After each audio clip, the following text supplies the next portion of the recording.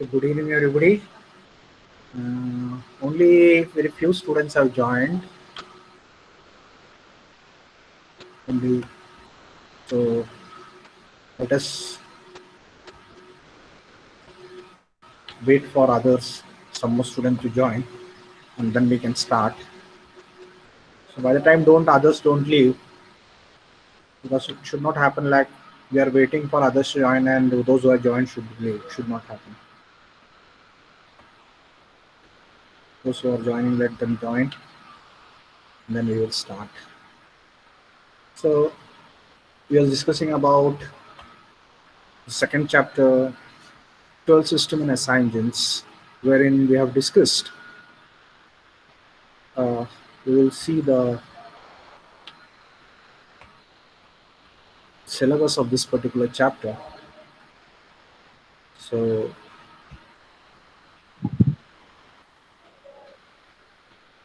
we have engine fuel requirements, mixture requirements, simple carburetor, additional systems in a modern carburetor, compensating devices, and today we will be covering this part, wherein prominent part will be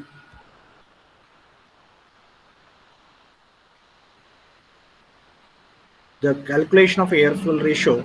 This numericals we will not be doing presently, and electronic fuel injection system. So that 2 points we will be covering today.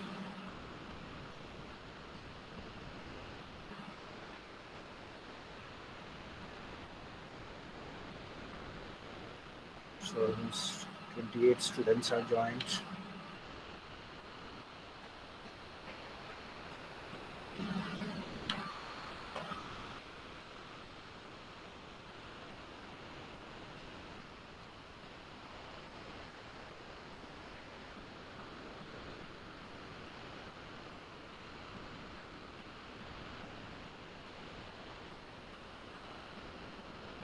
Okay. So as I said, we will be today focusing on calculation of air fuel ratios, and then we will be moving on to injection of fuel in the SI engines, fuel injection system for SI engines. So this is all these things we have discussed. We'll just have a brief revision of this, and then we'll move on to the next part. So we have different air fuel ratios like stoichiometric, rich, lean. Stoichiometric means around 15:1.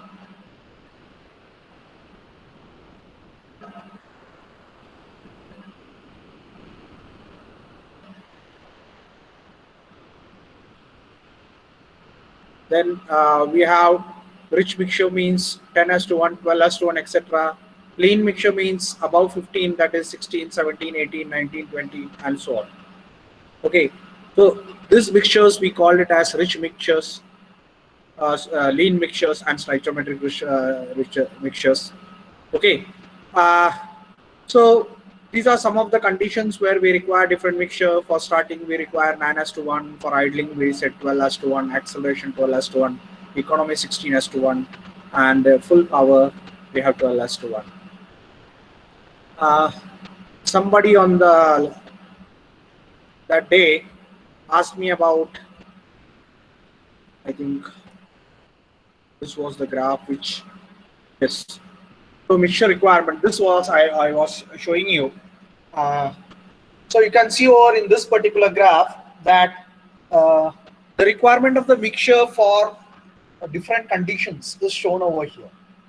So here on this side, here this line, dotted line, is the dotted vertical line is your stoichiometric air fuel mixture, which is around 15:1. And on this side, right side of this, we have the lean mixture, and here we have the rich mixture. So the graph for power is like this, where the power is maximum around this, that is 12:1. So this is what we discussed now. So we for maximum power, we said we require 12:1. So it will not be exactly 12:1 in that particular range. Okay, and the fuel consumption we want always minimum, and you can see the minimum is this, that is around 16:1. So this is the best economy mixture, that is 16:1, which is on the leaner side. Okay, so what we can understand from this particular graph is that आपल्याला जर economy पाहिजे असेल तर lean mixture द्यावं लागतंय आणि power पाहिजे असेल तर रिच मिक्सचर द्यावं लागतं. म्हणजे रिच मिक्सचर दिलं तर पॉवर मिळेल, पॉवर गाडीला भरपूर मिळेल, इंजिनला पॉवर भरपूर तयार होईल, परंतु इकॉनॉमी मार खाईल, म्हणजे तुमचं मायलेज मार खाणार, तुम्हाला मायलेज कमी मिळणार. आणि जर तुम्ही मायलेज साठी सेटिंग केलं तर काय होणार, पॉवर मार खाणार. कारण you can C over here the power here is this much, very less comparative. And if you set for economy mixture, that is 12:1, power will be higher but fuel efficiency will be less. Bro, efficiency will be less. We have higher fuel consumption. This is brake specific fuel consumption curve. Okay, so the fuel consumption is higher in this particular range. Means richer the mixture, more power will be there but lesser fuel economy will be there, that is higher fuel consumption. And leaner the mixture, we have lesser power but we have better fuel economy, that is fuel consumption will be less. So this thing we have to always remember, and that is where we said कुणीतरी मला विचारलं की स्टॉइचियोमेट्रिक fuel mixture कधी वापरतात, तर त्यासाठी मी म्हटलं की नंतर तुम्हाला ती ग्राफ दाखवतो. So that is here, you can C over here. So this is your stoichiometric air fuel ratio, and here you can see power पण लय कमी नाहीये, लय जास्त नाहीये, मध्यम आहे. आणि फ्युएल कन्झम्पशन पण लय कमी नाहीये, लय जास्त नाहीये, मध्यम आहे. So best overall performance we get around stoichiometric mixture. Okay, so in the stoichiometric mixture, if you go for settings, then power will be also medium and fuel economy will be also medium. Okay, but if you want a higher mileage, then you have to set for lean mixtures, and if you want higher power, then you have to set for rich mixture.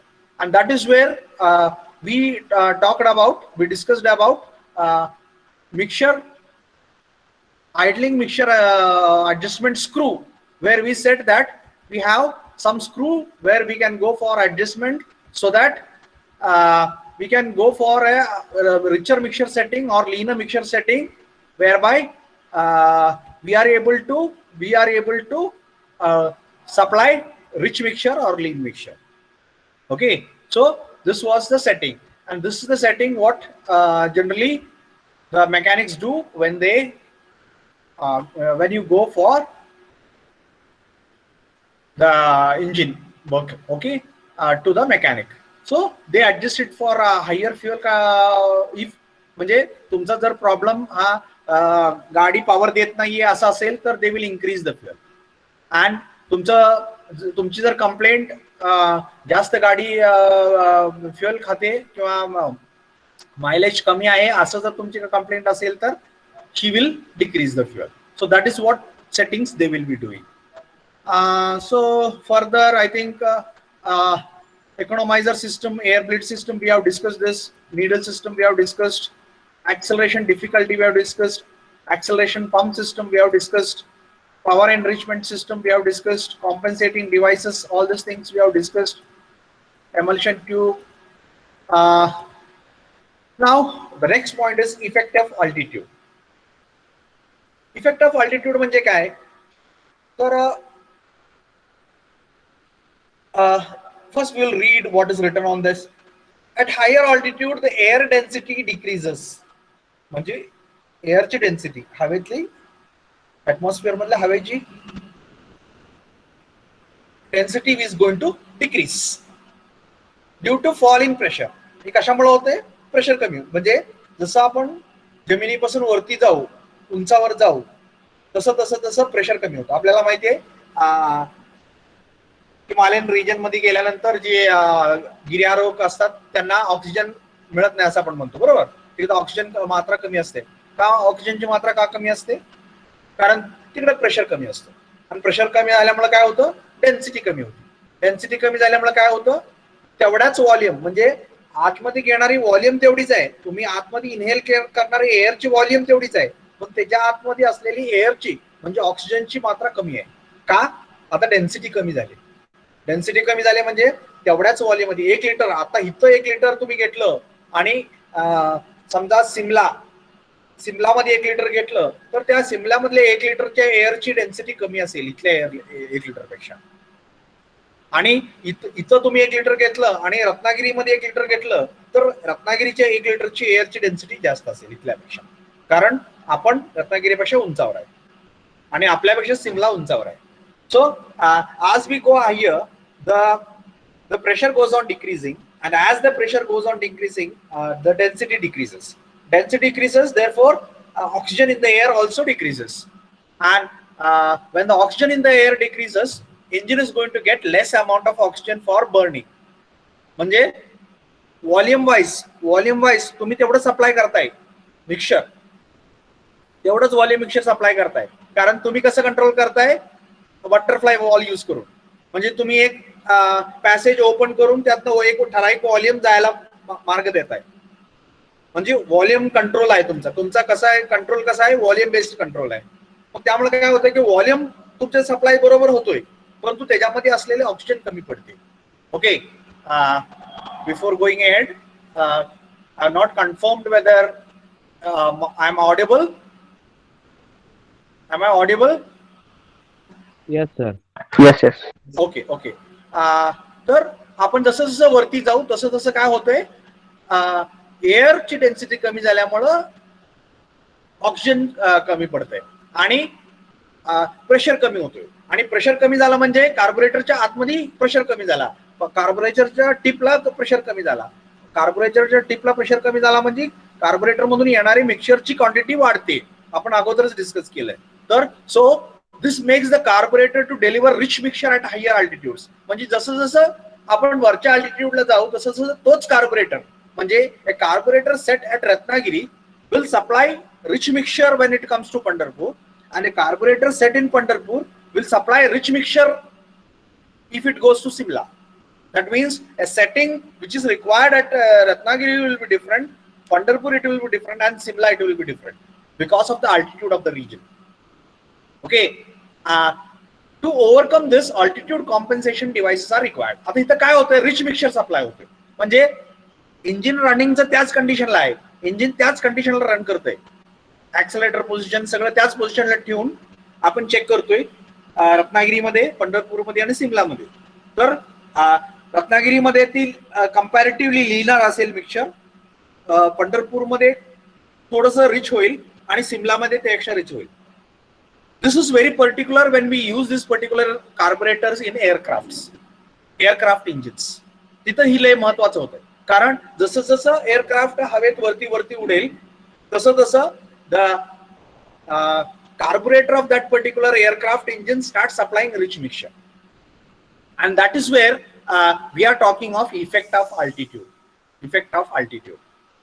आता म्हणजेच काय झालं, रत्नागिरीमध्ये setting केलेलं carburettor इथं जर rich mixture देत असेल तर तुम्हाला सेटिंग चुकलंय तुमचं, इथं जर वापरत असाल गाडी तर. का? कारण सेटिंग तिथल्या हिशोबाने केलंय आणि आता वापरता इथं, आणि इथं ती काय करते, रिच मिक्सचर सप्लाय करते, पाहिजे त्यापेक्षा रिच मिक्सचर सप्लाय करते. का? डेन्सिटी कमी झाली एअरची. इथं सप्लाय किंवा रत्नागिरीमध्ये तीच गाडी सिमलामध्ये गेली तर it will be supplying very rich mixture, कारण ती सेटिंग रत्नागिरीच्या ॲटमॉस्फेरिक कंडिशनला केलंय आणि वापरते तुम्ही सिमलामध्ये. So there it will be supplying rich mixture.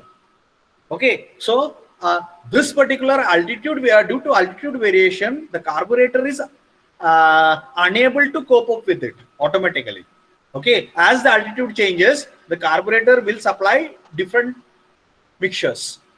That is, if it is a particular range, so a particular altitude it is set.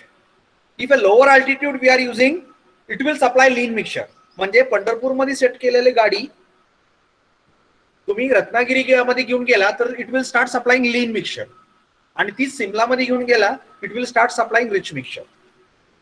So the performance of the engine is going to effect. मग तुम्हाला कळत नाही की नक्की काय कशामुळे झालंय.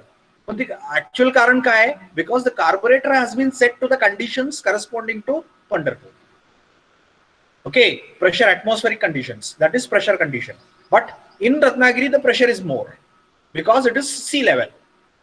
Because it is at sea level. बरोबर, समुद्र किनारा आहे, it is sea level. Altitude is lower. आणि तिथं अल्टिट्यूड लोअर असल्यामुळं एअरची डेन्सिटी जास्त असते. आता एअरची डेन्सिटी जास्त असल्यामुळं आतमधला प्रेशर तो आहे, प्रेशर व्हेरिएशन आहे, प्रेशर नेगेटिव्ह प्रेशर जो तयार होतोय तो कमी प्रेशर तयार होतोय. बरोबर, नेगेटिव्ह प्रेशर होणार, नेगेटिव्ह कडे जाण्याचा जी त्याचा प्रवास आहे, म्हणजे नेगेटिव्ह प्रेशर आहे तो कमी नेगेटिव्ह असतो. कमी नेगेटिव्ह असल्यामुळं तिथं फ्युएल जास्त येत नाही. आणि तीच जर तुम्ही सिमल्याला घेऊन गेला तर तिथं जास्त नेगेटिव्ह प्रेशर तयार होतोय जेटच्या भोवतानी, तिथं त्यामुळे फ्युएल जास्त यायला चालू होतंय. So depending on the altitude, the carburetor is going to supply a rich mixture as the altitude is increasing, and this becomes very prominent in the aircraft engines where carburetor is used for supplying the mixture if in that particular engine. So then we require some compensation, okay, and therefore we have to use some altitude compensation devices. आता तसं बघायला गेलं तर compensating devices म्हणून आपण जी काय मागे discuss केलं ती आणि ही तसं बघायला तर सेमच आहे. बरोबर का? तिथं पण काय होत होतं, तिथं आपण फक्त म्हणत होतो की ऍक्सेलरेशन जसं वाढतोय तसं मिक्सचर रिच रिच रिच होत जातंय आणि त्याला आपल्याला कॉम्पेन्सेट करायचंय. आणि इथं काय म्हणतोय, इथं फक्त म्हणतोय की अल्टिट्यूड जसं वाढेल तसं मिक्सचर रिच रिच रिच होत जातोय. म्हणजे थोडक्यात इथं सुद्धा अल्टिट्यूड कॉम्पेन्सेशन डिव्हाइस मध्ये सुद्धा तेच काम करायचंय आपल्याला. काय करायचंय, जी मिक्सचर रिच होतंय त्याला आपल्याला लीन करायचंय. And therefore all the devices what we have discussed now previously, the compensating devices, ह्या सगळ्या आपण अल्टिट्यूड कॉम्पेन्सेशन साठी पण वापरू शकतो. हे सगळ्या अल्टिट्यूड कॉम्पेन्सेशन साठी सुद्धा वापरू शकतो. But not necessarily we will be using all this. Okay, sir, we can use any of this, and you can see here back section control we are using for altitude compensation. मग altitude वाढेल जसं काय करणार आपण, इथं आपण काय करणार, इथला हा जो वॉल आहे तो वॉल आपण इथला जो आपल्याला इथला जो वॉल आहे हा आपण वॉल फिरवणार आणि इथं जी प्रेशर आहे ते आपल्या पाहिजे तसं सेट करत जाणार, जेणेकरून इथून येणारे फ्युएलची क्वांटिटी आपल्याला कंट्रोल करता येईल. Okay, so this is the best suitable altitude compensation device, that is back section control. परंतु आपण जी कॉम्पेन्सेटिंग डिव्हाइसेस म्हणून 6 डिव्हाइसेस यूज केले त्यातल्या कुठल्याही आपण यूज करू शकतो, पण दिस इज मोर सुटेबल कारण इथं आपल्याला डायरेक्ट कंट्रोल आपल्या हातात येतोय. किती कमी करायचं, किती प्रेशर इथं व्हेरिएशन होऊ द्यायची, जेणेकरून या जेट मधून किती फ्युएल येईल हे डायरेक्ट कंट्रोल आपल्याला या वॉल वरती कंट्रोल करता येतं. So this is the best suitable altitude compensation device, that is back suction control mechanism. आपण इथं back suction control mechanism previously discuss केलं की असं होतं. मग आपण आता काय करतोय, ही जी कंट्रोल आहे हे यूज करून आपण आता डिसाइड करतोय त्याच्यामध्ये काय आहे, ही वॉल यूज करून आपण. Yes, anybody has any problem? Voice is breaking, sir. Voice is breaking. There is no reason why the voice should break, except some internet connectivity problem. Okay, let us try once more. तर आपल्याला इथे control wall use केला आपण. ही control valve कशासाठी use केला, आपल्याला काय कंट्रोल करायचंय, we are going to change the pressure over here. जिथं किती पॉझिटिव्ह प्रेशर तयार करायचा हे कंट्रोल वॉल यूज करून करतो. मग आपल्याला जनरली विमानामध्ये ही मेकॅनिझम यूज करतात, कारण जसं विमान ही जर नाही वापरलं तर काय होतंय, विमान जसं वरती वरती वरती जाईल, जेवढ्या उंचावर जाईल तसं carburettor will start giving rich mixture. आणि आपल्याला तसं नको आहे.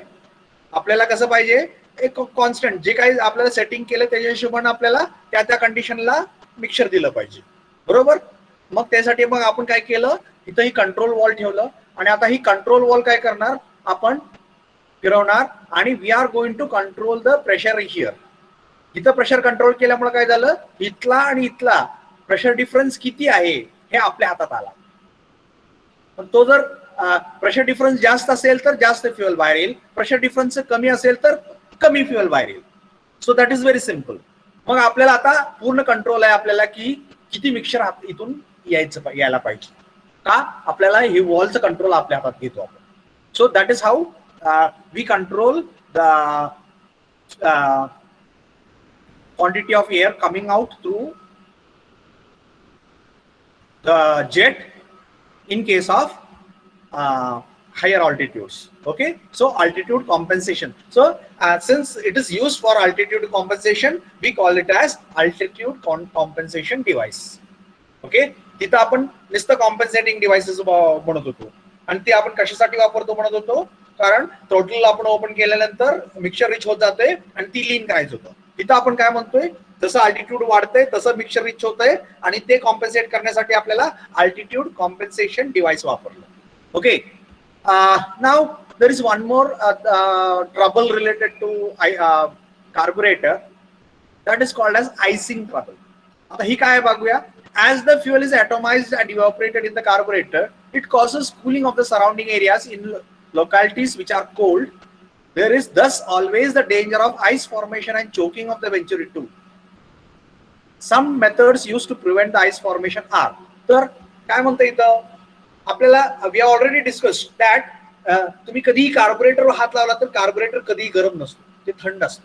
त्याचं कारण काय, तर आतमध्ये काय होतं, इव्हॅपोरेशन होते. आणि आपण ऑलरेडी डिस्कस केलं इव्हॅपोरेशन म्हणजे काय, fuel is going to take the heat for converting itself into vapour. So it is in the form of it is not in the form of sensible heat. Okay, so some amount of sensible heat is being utilized for converting itself for from liquid to vapor. Okay, so the sensible heat comes down. म्हणजे आपल्याला त्या कार्बोरेटरची temperature आहे ती कमी का जाणवते, कारण थोडीशी हीट फ्युएलने घेतली कशासाठी, वेपर मध्ये कन्वर्ट होण्यासाठी. मग एअरकडे असलेली उष्णतेचं प्रमाण कमी झालं, हीटचं प्रमाण कमी झालं, आणि therefore the temperature of the air inside the carburettor is always less. आणि त्याच्यामुळे काय होतं, आतमध्ये एअर बरोबर थोडस आपल्या वॉटर पार्टिकल्स पण असतात. बरोबर आहे, आपल्या हवेमध्ये वॉटर वेपर पण असते. So what happens, due to cooling produced in the carburettor due to evaporation, there is a tendency of ice formation. बरोबर, तर तिथलं जी पाण्याचे पार्टिकल्स आहेत, वॉटर वेपर आहे, that will settle down inside the carburettor choke. बरोबर, त्या कार्बोरेटरच्या बॅरेल मध्ये हे जे पार्टिकल्स आहेत, एअरचे पार्टिकल्स आहेत, that will tend to settle down. आणि एकदा ती सेटल झालं, formation of choking the venturi to. So it will start choking, कारण त्या पॅसेज मध्ये साईडला वॉलला चौ बाजूला म्हणजे ही जी आहे इथं इथं आणि इथं आईस फॉर्मेशन होतं, इथं आईस फॉर्मेशन होत आहे. आणि due to this particular ice formation it start choking the venturi. म्हणजे जसं चोक दिल्यानंतर इफेक्ट होतोय तसं होतंय. चोक दिल्यानंतर आपण काय म्हटलं, त्याचा आपण गळा दाबला, त्यामुळे काय झाली, एअर कमी जायला लागली. तसं इथं पण काय होतंय, we are choking the venturi. That means air supplied will be now less. आणि ह्याला काय म्हणतात, आयसिंग ट्रबल. आणि ही कुठं होतो, जनरली इन कोल्ड कंट्रीज. म्हणजे इंजिन आपण थंड कंट्रीज मध्ये वापरल्यानंतर हा जनरली प्रॉब्लेम येतो. काय प्रॉब्लेम होतो, air vapour start settling down inside the venturi and it starts forming ice over there. And this formation of the ice chokes the passage of air and it allows only less amount of air to go into the engine. Okay, and this is what you call as icing trouble. So due to icing trouble, the engine is going to suffer because it is going to get less air and something has to be done. So some preventive methods are by heating the carburetor idling port. Carburetor चा idling port आहे तो heat करायचा bye means of engine exhaust. Engine exhaust आपण त्या कार्बोरेटरच्या passage वरनं आपण ही करणार. मग त्यामुळे काय होतंय, इंजिन एक्झॉस्ट मधली हीट जी आहे ती कार्बोरेटरच्या वॉलला मिळाली आणि कार्बोरेटरच्या वॉल मधून ती आतमध्ये जाते आणि आतमध्ये जी काही आईस फॉर्म होण्याची जी टेंडन्सी होती ती कमी होते, कारण आईस जरी थोडंफार सेटल झालं तर त्याला लगेच त्या वॉल मधून टेम्परेचर मिळते, हीट मिळते आणि ते तिथं परत आणखी वेपर होऊन पुढे एअर बरोबर पुढे जातं. Okay, it will not settle. बरोबर. Therefore, that is one method, or by providing engine hot water passage around the carburetor. दुसरी मेथड आहे इंजिनचं कूलिंग वॉटर आहे, जी हॉट वॉटर म्हणून बाहेर येतं, वॉर्म वॉटर बाहेर येतं, हॉट वॉटर बाहेर येतं, उष्ण होऊन बाहेर येतं. That water can be passed around the carburettor passage. बरोबर. एक तर एक्झॉस्ट पास करायचा किंवा हॉट वॉटर पास करायचं आणि ती जी ट्रबल आहे तो रिमूव्ह करायचा. बरोबर. So these are the two methods generally used in which will be required to use in cold countries where there is a tendency to form ice on the carburetor. So these were the different things. तर आपण काय काय शिकलो. Carburettor म्हणजे काय, म्हणजे simple carburettor म्हणजे काय, त्यात कुठले कुठले सिस्टम्स असतात, कुठले सिस्टम कसे वर्क करतात, सिंपल कार्बोरेटरचे लिमिटेशन्स काय आहेत, प्रत्येक लिमिटेशन ओव्हरकम कसे कसे केला, म्हणजे चोक वापरलं, आयडलिंग सिस्टम वापरलं, कॉम्पेन्सेटिंग डिव्हाइसेस वापरलं, परत how to make a simple carburettor into complete carburettor or modern carburettor, तिथं आपण ऍक्सलरेशन सिस्टम वापरलं, इकॉनॉमायझर सिस्टम वापरलं. Okay, so all this particular systems we discussed and then finally so these are the different types of generally carburetors. Okay, म्हणजे आपण generally वापरतो ते ह्या झेनेथ, झोलेक्स, quarter, स्टॉम्बर्ग असे कार्बोरेटरची नावं असतात. Basically these are the makes. जसं आपण बॉश पंप म्हणतो, बॉश पंप म्हणतो, that is related to the name of the company, Bosch, okay, which is manufacturing that particular pump, fuel injection pump. Similarly, we have different carburetors manufactured by different companies, and accordingly we have these many names. So you can see over there the different names: Zenith carburetor, Solex carburetor, Carter carburetor, Stromberg carburetor, and so on. So here we have in our lab, this is here, you can see over here, if you can see my here you can see, if you can see, this is the SU carburetor what we have in our lab, where you can see this is the lever for to which we are going to connect our accelerator. Okay, and you can see over this particular throttle valve opening and closing. Okay, and here this is you can see in this particular cut section, this is your float. So this is a float chamber. थोडंसं पुढे घेऊ. Okay, so this is your float chamber, where you can see inside this particular float chamber there is a float. मग इथं जसं जसं float वरती जाईल किंवा खालती येईल तशा प्रमाणात इथलं लेवल मेंटेन करणार. And basically in this particular type of carburetor, vacuum type of mechanism is used, and this is a horizontal type of carburetor. So you can see air will be flowing from this side, and from this side this is the throttle wherein it will be going to engine side. Okay, and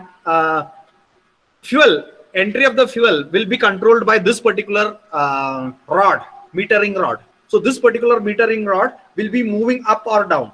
So you can see the mechanism over here. Using this particular mechanism, here the engine vacuum comes. मग जेवढ्या प्रमाणात इंजिनचा vacuum आहे तिथं आहे, that this will pull the rod back, and it will make this particular needle to move up. जेवढ्या प्रमाणात ती वरती मूव्ह होईल तेवढ्या प्रमाणात इथलं ओपनिंग वाढतंय आणि त्या पद्धतीने तेवढ्या प्रमाणात फ्युएल जास्त येतंय. ही जर निडल खाली गेली, ही निडल जी आहे ही निडल खाली गेली तर काय होतंय, फ्युएलची क्वांटिटी कमी होते. Okay, so this is a vacuum controlled type of carburetor.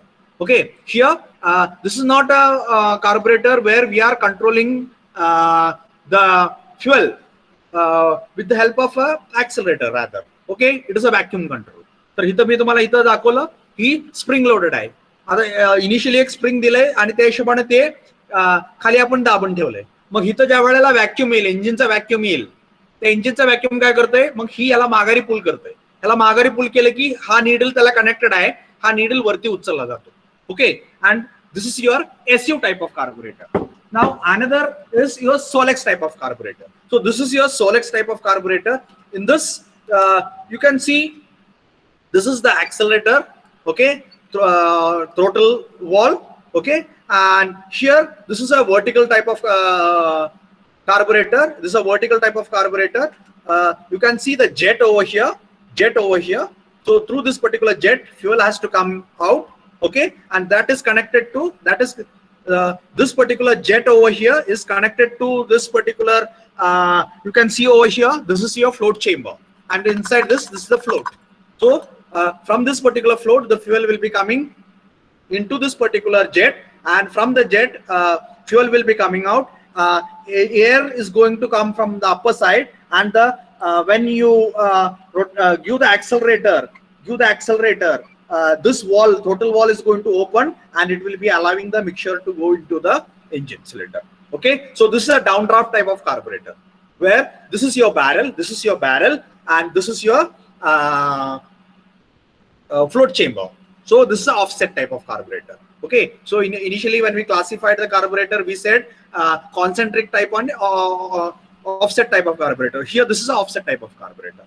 And this is your simple carburetor. What you have a horizontal type, where it is similar to what I said now. This is used in two-wheelers generally. So this is your choke. You can see the choke is being closed or open. So you can see the choke is closed or open. What we are doing, we are just closing the valve or opening the valve. Okay, and on this side it will be your accelerator control. So as the accelerator control, here this particular needle will be lifted up. Now how this particular needle is lifted up, you can understand from this particular, just I will show you one video where this particular thing will be very clear.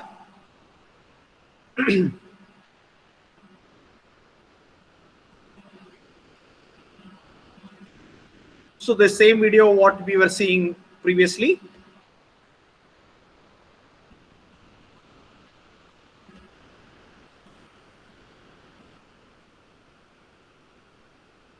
So the acceleration pump system. So this is what we have discussed now. So you can see over here, this will be lifting up. Okay, and as this is lifted up, the pin is going to. So this is a part which I have shown now. So in the SU carburetor, whatever you have seen now is this. So this was what you are seeing. So when the vacuum on this side is going to increase, here this will be lifted up and the passage is going to change.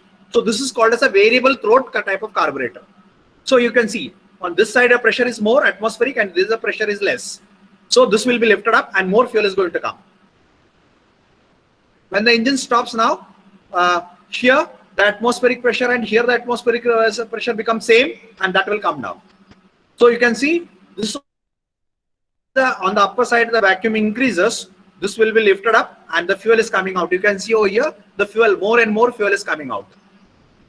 Okay, so this is what you call as variable Venturi type of carburetor. Okay, constant Venturi type of carburetor and variable Venturi. This becomes the variable Venturi type of carburetor. So this is the economizer system what we have earlier seen. Okay. So this is a Solex carburetor what we have just seen. So accordingly we have different manufacturers and different names of the different carburetors. Okay, this is a multi-barrel type of carburetor. Here one barrel, here another barrel. Okay, and initially you can see one will be opening and the second will be, so this has opened now and now this is opening. Okay, so you can see आपण म्हणलो होतं की एका ठराविक कमी पॉवरच्या range मध्ये एक बॅरल सप्लाय करणार. So here this will open initially आणि त्याच्यानंतर ही ऑपरेशन मध्ये येते बघा. So you can, this is open now, now this is opening. So that is how. मग ह्याला एक वॉल देणार आपण आणि ह्याला एक वॉल देणार. मग ज्या वेळेला आपण 2 इनलेट वॉल वापरतो त्यावेळेला अशा टाइपचे कार्बोरेटर वापरतो. 2 इनलेट वॉल आणि 2 एक्झॉस्ट वॉल. तर एक इनलेट वॉल इथं दिलेला असतो, एक इनलेट वॉल याला दिलेला असतो. बरोबर. म्हणजे इथून एकदा मिक्सर येणार, इथून एक मिक्सर येणार इंजिन सिलेंडरला. म्हणजे हा सिलेंडर समजा सुरुवातीला देत असेल तर हा लोअर रेंजसाठी वापरतो, हा हायर रेंजसाठी वापरतो. म्हणजे ज्या वेळेला हा वापरतोय त्यावेळेला कमी पॉवर डेव्हलप होणार, हे वापरतो त्यावेळेला this plus this the power produce will be more. Okay, so that is how this is a multi barrel type of carburettor. So that was about the type of carburetor.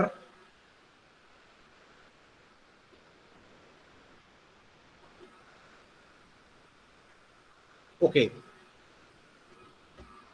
So these were the different types of carburetors according to the make. Moving ahead, we have, so this is what I said, constant depression or constant vacuum type of carburetor or a constant pressure type of carburetor. And we have, or in other words, we say constant choke type of carburetor or variable choke type of carburetor. Now let us move on to the recent trend in SI engine fuel system, and that is nowadays you might have observed that many even two-wheelers are nowadays having pumps, fuel injection pump. Instead of carburetor, they are having pumps, okay, and injectors. Okay, and we are slowly moving towards the injection system in even petrol engines. म्हणजे सुरुवातीला आपण काय म्हणलो होतो, petrol engine मध्ये आपण mixer अगोदर आतमध्ये तयार करतो आणि सप्लाय करतो, बरोबर. सॉरी, बाहेर तयार करतो इंजिनच्या आणि इंजिनला सप्लाय करतो, बरोबर. आणि मग बाहेर मिक्सर तयार केल्यानंतर ती कसलं मिक्सर होतंय, युनिफॉर्म मिक्सर होतं, बरोबर. and we are supplying that to engine cylinder, बरोबर. And in order to make this possible, what we did, we used carburetor.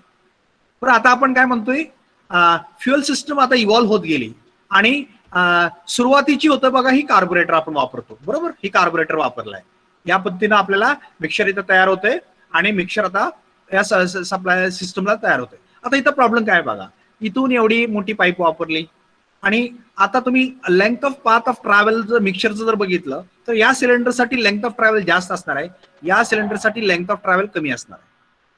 आता लेंथ ऑफ ट्रॅव्हल वाढलं की प्रेशर ड्रॉप वाढला. म्हणजेच काय, आता समजा तुम्ही मोटर चालू केली, पंपाच्या जवळची जी चेंबर असतो ते चेंबर पहिल्यांदा फुटतो, बरोबर. तिथं जास्त प्रेशर असतं आणि जसं जसं त्या पंपापासून तुम्ही लांब जाईल तसं तसं तसं प्रेशर कमी कमी कमी होत जातो. उदाहरणार्थ अजून दुसरं एक उदाहरण म्हणायला गेलं तर आपलं समजा घर टाकीजवळ असेल, पाण्याच्या टाकीजवळ असेल, तर आपल्याला खूप जास्त प्रेशरनं पाणी पंप येतं नळाला. परंतु जसं आपण आपलं घर त्या पाण्याच्या टाकीपासून जसं जसं लांब जातो तसं काय होतं की आपल्याला पाण्याचं प्रेशर कमी येतं. का कमी येतं, तर because as the length of the pipe increases the pressure drop increases. म्हणजे ह्या फ्लुइड मध्ये होणारा प्रेशर ड्रॉप आहे तो गोज ऑन इन्क्रीजिंग. म्हणजे इथं आपल्याला जो प्रेशर मिळतो तो कमी असतो कम्पेअर्ड टू दिस. आता इथं प्रेशर ड्रॉप कमी आहे म्हणजे इथं सप्लाय होणाऱ्या मिक्सरची क्वांटिटी वेगळी असेल, इथं सप्लाय होणाऱ्या क्वांटिटी वेगळी असेल, बरोबर का. So what it means is that in a multi cylinder engine, in a carburettor system with a multi cylinder engine, it is difficult to ensure that all the cylinders are getting equally rich mixture all the time. एकसारखं mixer सगळ्या सिलेंडरला देणं थोडंसं अवघड होऊन बसतं, कारण अशा बऱ्याच गोष्टी आपल्याला फेस कराव्या लागतात.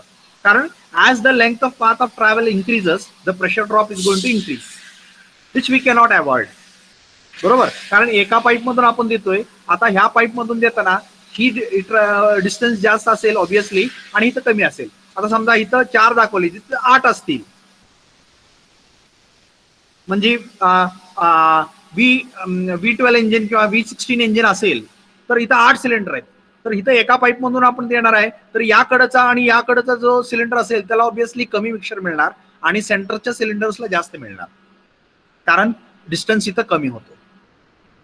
So such things are happening, and therefore, moreover, the design of the carburetor is so complicated. So many systems we have included. So the manufacturing is difficult, control is difficult. आणि आता आपण जसं discuss केलं, ज्या अल्टिट्यूडला आपण set केलंय त्या altitude मध्ये त्याचा परफॉर्मन्स चांगला असतो, परंतु अल्टिट्यूड चेंज केलं की त्याचा परफॉर्मन्स बिघडला. बरोबर. म्हणजे ज्या कंडिशनला आपण सेट करतोय त्या कंडिशनच्या हिशोबाने ती चांगलं परफॉर्मन्स देते, परंतु कंडिशन्स बदलले म्हणजे उन्हाळ्यात सेट केलं तर हिवाळ्यात परत प्रॉब्लेम देणार, हिवाळ्यात सेट केलं तर उन्हाळ्यात प्रॉब्लेम देणार. So many such things are going to be there with the carburettor. का? कार्बोरेटर स्वतः काय करू शकत नाही. तुम्ही जी काही सेट केलंय त्या कंडिशनला ती चांगलं देणार, पण कंडिशन तुमच्या हातात नाहीयेत, ऍटमॉस्फेरिक कंडिशन्स तुमच्या हातात नाहीयेत. आणि आपल्याला माहिती आहे हल्ली किती व्हेरिएशन होतं ऍटमॉस्फेरिक कंडिशन्स मध्ये. बरोबर. आज मिनिमम टेम्परेचर 10 असेल तर उद्या कदाचित मिनिमम टेम्परेचर 20 असते, तर परवा दिवशी कधी कुठेतरी 5 डिग्री असते मिनिमम टेम्परेचर. तसं मॅक्झिमम टेम्परेचर पण खूप व्हेरी होतं, through out the year very होतं. आपण काय रोज कार्बोरेटर सेटिंग करत बसणार आहे का? ऑब्व्हियसली नाही, एकदा सेटिंग करणार. मग त्याच सेटिंगच्या कंडिशनला त्यानं परफॉर्मन्स व्यवस्थित दिलं, म्हणजे चूक त्या मेकॅनिकची आहे का? तर मेकॅनिकची पण नाहीये, त्यानं त्या कंडिशनला सेट करून दिलं तुम्हाला. परंतु जसं कंडिशन चेंज होईल तसं त्याचा परफॉर्मन्स चेंज होत जातो, म्हणजे ती त्याच्या हातात पण नाहीये. So this is the problem with a carburettor. So production of the carburetor is a problem. It is a so much complex part with so much holes here, there, control, and so many systems, acceleration system, idling system, and economizer system, altitude compensation, then compensating devices. So many things has to be included. Everything becomes much complicated. Okay. Now slowly we are moving to second generation engines, where what we did was, instead of using a carburetor, now we want to have a control over what is the amount of mixture going to form. So what we did, we used an injector. Using an injector, now we can decide how much fuel we want to inject into the air. So now we injected in the manifold. So you can see over here in the intake manifold, we are injecting it. Here the mixture is being prepared, and still you can see this particular distance, this particular distance, this particular distance is different. And therefore, even with such a system, no much improvement is possible. Even though some amount of improvement is there, no much improvement is happening even with this particular system. So this was the second generation type of fuel injection system. Moving ahead to third generation, what we did was, now here you can see, in the previous slide we were injecting in the manifold. In the manifold म्हणजे आपल्याला inlet manifold आणि exhaust manifold असतं. Inlet manifold आपल्याला माहिती आहे, एक pipe असतो आणि त्याचे 4, 5, 6 काय जेवढे काही सिलेंडर असते तेवढे भाग होतात. मग जिथं एक आहे त्या एकच्या भागात आपण तिथं सप्लाय दिलं आणि इथून तो परत बायफर्केट होऊन नंबर ऑफ सिलेंडर्सला जातो. So this is second generation.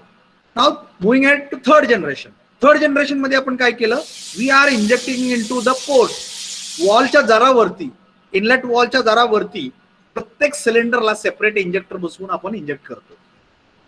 So one injector for this cylinder, this injector for this cylinder, this injector for this cylinder, this injector for this cylinder.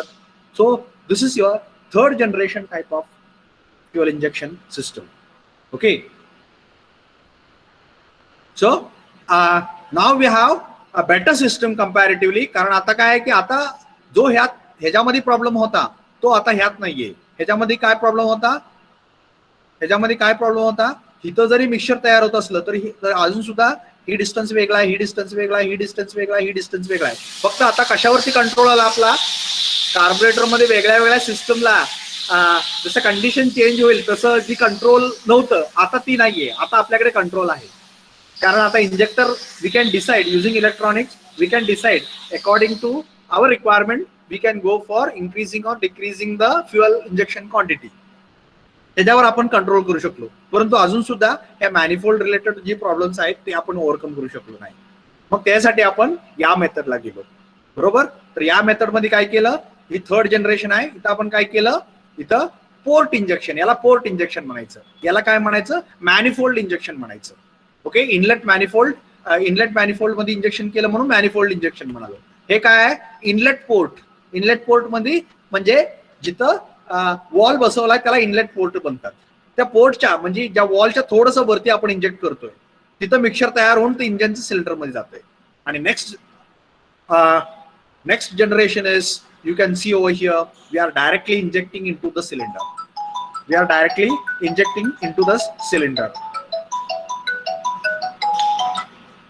So you can see over here, this is GDI. We call, in other words, we call this as GDI, that is gasoline direct injection. So this particular method is called as GDI, or gasoline direct injection. So the four evolution, this is the first generation where we use carburetors. This is the second generation where we injected the fuel in the manifold. This is the third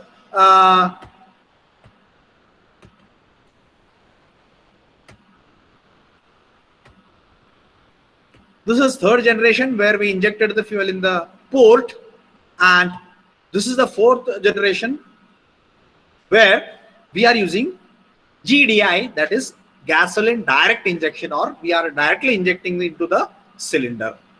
Okay, so these are the four generations of the fuel injection system. म्हणजे कसं development होत गेलं, आणि आता आपण we are moving towards this. But here the problem is that आता आपण जर फ्युअल जर डायरेक्टली ह्यात केलं, इंजेक्ट केलं, तर मग ह्याच्यामध्ये आणि डिझेल मोड मध्ये काय फरक पडला? फरक नाही ना, कारण डिझेल इंजिन मध्ये पण फ्युअल आपण डायरेक्टली इंजेक्ट सिलेंडर मध्येच करतोय, आणि एसआय इंजिन मध्ये काय करत होतो, बाहेर मिक्सर तयार करत होतो आणि आतमध्ये सप्लाय करत होतो. तर या तिन्ही सिस्टम मध्ये कार्बोरेटर वापरो किंवा सेकंड जनरेशन मध्ये किंवा थर्ड जनरेशन मध्ये, या तिन्ही केस मध्ये आपण काय करतोय, आपण we are preparing the mixture outside the cylinder still, and we are allowing the mixture to go into the cylinder. बरोबर आहे काय? या तिन्ही सिस्टम मध्ये, म्हणजे हे कार्बोरेटर वापरू आपण, किंवा फर्स्ट जनरेशन मध्ये थ्रोटल इंजेक्शन केलं किंवा पोर्ट इंजेक्शन केलं, या तिन्ही केस मध्ये आपण काय करतोय, मिक्सर बाहेरच तयार करतोय. परंतु या फोर्थ मेथड मध्ये, फोर्थ जनरेशन मध्ये, आता जी आपण ज्याबद्दल डिस्कस करणार आहे किंवा आता न्यू जनरेशन म्हणतो, त्याच्यामध्ये आपण काय करतो की we are directly going for injection into the cylinder, GDI, gasoline direct injection. Okay, this is a coming method, but here the problem is that म्हणजे डिझेल सारखं आपण इथं काम करतोय. अगोदर एअर घ्यायची, ओनली एअर घ्यायचं, एअर कॉम्प्रेस करायचं, आणि मग ठराविक टेम्परेचरला एअर पोहोचल्यानंतर त्यात इंजेक्ट करायचं. म्हणजे आपल्याला ही सीआय मोड झालं, मग ना ही सीआय मोड झालं, कॉम्प्रेशन इग्निशन मोड झालं. आपल्याला एसआय इंजिन मोड मध्ये आपण म्हणतो ना, एसआय इंजिन म्हणजे पर्टिक्युलरली काय की होमोजिनियस मिक्सर बाहेर तयार करायचं आणि सप्लाय करायचं. पण ह्यात आपण जर डायरेक्टली इथं मिक्सर केलं तर इथं हेट्रोजिनियस मिक्सर होणार आहे, होमोजिनियस मिक्सर तयार होणार नाही. So this becomes difficult. So this is the present trend. Okay, now moving ahead to what will be there in the fuel injection system of a SI engines. तर काय काय असतं त्याच्यामध्ये? तर एक फ्युअल टँक आहे बघा, इथे एक फ्युअल पंप आहे, कोल्ड स्टार्ट टायमिंग स्विच आहे, एक इलेक्ट्रॉनिक कंट्रोल युनिट आहे, एक फ्युअल इंजेक्टर आहे. बरोबर? तर हे सगळं कॉम्पोनेंट्स असतील. तर जनरली आपण जसं डिस्कस करायला गेलो एक इंजेक्शन सिस्टम बद्दल, तर इंजेक्शन सिस्टम मध्ये एक पंपिंग एलिमेंट असतं, एक मीटरिंग एलिमेंट असतं, एक मिक्सिंग एलिमेंट असतं, एक मिक्सर कंट्रोल सिस्टम असतं, एक डिस्ट्रीब्युटिंग एलिमेंट असतं, बरोबर, एक टायमिंग कंट्रोल असतं, एक एम्बिएंट कंट्रोल असतं, असे वेगळे वेगळे त्याला कॉम्पोनेंट्स लागतात. बरोबर आहे? तर we are not going into that depth regarding how this particular systems are. आणि आता let us move on to what are the objectives of fuel injection. मग फ्युअल इंजेक्शनला का जातोय? आपल्याला होमोजिनियस मिक्सर जर कार्बोरेटरनं तयार होत असेल तर आपण इंजेक्शन कशासाठी करायचं? तर power output we want to increase, fuel efficiency want to increase. Power output कसं इन्क्रीज करू शकतो? ज्या ज्या वेळेला आपल्याला पॉवर जास्त पाहिजे त्यावेळेला कार्बोरेटर आपल्याला काय करणार आहे, वेगवेगळे सिस्टम वापरणार आहे. For example acceleration pump system, ते काय करतंय, रिच मिक्सर सप्लाय करतंय. आयडलिंग सिस्टम काय करतंय, रिच मिक्सर सप्लाय करतंय. मग आपण ही सगळं कॉम्प्लिकेटेड करण्यापेक्षा जर आपल्याला इंजेक्टर वापरलं आणि ज्या वेळेला आपल्याला पॉवर जास्त पाहिजे त्यावेळेला जास्त इंजेक्शन करायचं, we will get more power. Fuel efficiency, ज्या वेळेला कमी पॉवर पाहिजे त्यावेळेला आपल्याला कमी इंजेक्ट करायचं, we will get fuel efficiency. म्हणजे ज्या वेळेला जास्त पॉवर पाहिजे किंवा ज्या वेळेला जास्त एफिशियन्सी पाहिजे ते आपण डायरेक्टली कंट्रोल करू शकतो. Is my screen visible?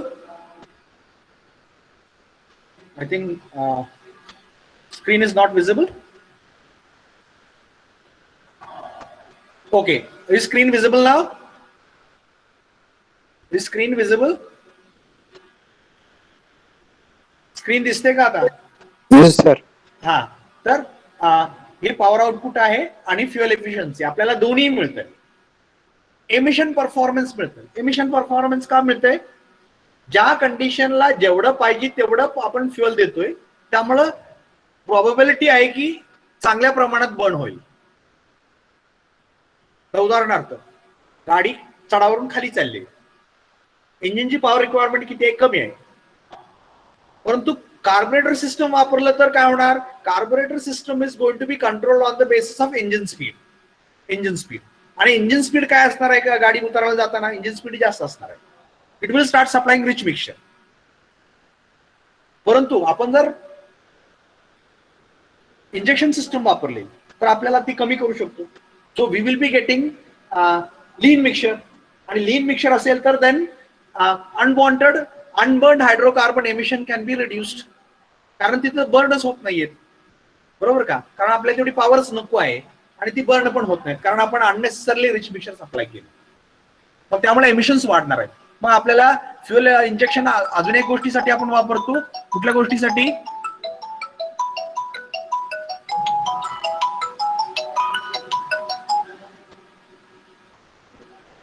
Then ability to accommodate alternate fuels. आपल्या वेगळ्या वेगळ्या प्रकारचे फ्युएल इंजेक्ट करू शकतो. म्हणजे अल्कोहॉल्स किंवा जी काय आपल्याला जी वेगवेगळ्या प्रकारचे फ्युएल्स आहेत ते इंजेक्ट करायला आपल्याला, कारण इंजेक्शन मध्ये आपल्याला प्रेशर वापरून ॲटोमायझेशन चेंज करू शकतो. या सगळ्या गोष्टी आपण करू शकतो. त्यामुळे काय की आपल्याला ते flexibility of the engine to use different types of fuel is going to increase. कधी? जर आपले फ्युएल इंजेक्शन सिस्टम वापरलं. Reliability and smooth operation. Reliability is going to increase. Reliability म्हणजे काय? जर engine is becoming more reliable. ज्या वेळेला आपल्याला जास्त पॉवर पाहिजे त्यावेळेला पॉवर जास्त देते, ज्या वेळेला कमी पॉवर पाहिजे त्यावेळेला कमी पॉवर देतो. That is reliability. म्हणजे काय म्हणते ते आपण किती अवलंबून राहू शकतो, दॅट इज रिलायबिलिटी. बरोबर का? म्हणजे समजा एखादा माणूस एखादा शब्द दिला आणि तो पाळत असेल तर आपण म्हणतो की ही इज मोर रिलायबल. आणि एखादा शब्द तो पाळत नसेल एखाद्या माणूस तर आपण काय म्हणतो? He is not reliable. तसं इंजिन इज रिलायबल म्हणजे काय? आपल्याला ज्या वेळेला जशी रिक्वायरमेंट आहे तसं ती काम करते. म्हणजे कमी पॉवर पाहिजे कमी देते, जास्त पॉवर पाहिजे जास्त देते. So we say it is more reliable. का? आपल्याला किती फ्युएल द्यायचं ही आपल्या हातात आहे. आपल्याला फ्युएल एफिशियन्सी पाहिजे कमी फ्युएल सप्लाय करा, आपल्याला पॉवर पाहिजे जास्त फ्युएल सप्लाय करा. So reliability is more, engine operation is smoother. Maintenance cost is comparatively higher. Then diagnostic capability, that is again a issue. Okay. Then range of environmental operation, we are getting better. म्हणजे कुठल्या range मध्ये, म्हणजे अगदी रत्नागिरीत गेलं किंवा पंढरपूरमध्ये आलं किंवा सिमलामध्ये गेलं तरी आपल्याला त्याचं ऑपरेशन प्रत्येक रेंजसाठी आपण ऑपरेशन ऑप्टिमाइज करू शकतो. कारण आता किती फ्युएल इंजेक्ट करायचं हे आपल्या हातात आहे. And engine tuning. Engine tuning म्हणजे आपण ट्यून करणं, त्या त्या कंडिशनला सेट करणं. So all this is able to achieve with the help of fuel injection system. The primary difference between carburetor and fuel injection system is that fuel injection atomizes the fuel through a small nozzle under high pressure, while a carburetor relies on suction created by intake air acceleration through a venturi tube to draw the fuel air stream. म्हणजे engine मधला pressure आणि atmospheric pressure मधला difference जो आहे त्या बेसिसवरती किती fuel jet मधून बाहेर येणार हे ठरतं. कशामध्ये? कार्बोरेटर मध्ये. परंतु इथं काय आहे? इथं आपण किती प्रेशर लावू तेवढ्या प्रमाणात फ्युएल बाहेर जाणार. जास्त प्रेशर लावलं जास्त ॲटोमायझेशन होणार, जास्त फ्युएल बाहेर येणार इंजेक्टर मधून. So we have a better control and accordingly we have throttle body injection, we call it as a single point injection system, and port injection we call it as a multi point fuel injection. म्हणजे आपण single point injection कशाला म्हणालो तर याला आपण single point injection म्हणालो, आणि multi point injection कशाला म्हणालो याला म्हणालो. आता सिंगल पॉईंट इंजेक्शन कायला म्हणालो, कारण एकच इंजेक्टर यूज करतोय, थ्रोटल मध्ये मिक्सचर तयार करतोय आणि सप्लाय करतोय, म्हणून याला सिंगल पॉईंट इंजेक्शन सिस्टम म्हणालो. ह्याला मल्टी पॉईंट इंजेक्शन सिस्टम का म्हणालो, कारण ह्याला प्रत्येक सिलेंडरसाठी आपण एक सेपरेट इंजेक्टर वापरलाय आणि mixture we are preparing in the port of that particular cylinder and we are supplying to the engine. Therefore, we have multi-point. Sir, these are the major two types of injection system. That is what you call as the throttle body injection system, which is again a single point injection system, or port injection system, which we call as a multi-point injection system. And third injection system is GDI, that is gasoline direct injection system. That is not a single point or multiple. It is not classified under this. It is a different one, because in that particular case, in GDI, we are directly injecting the fuel into the carburetor. It is very nearer to CI type of mode of injection, where we are getting heterogeneous mixture.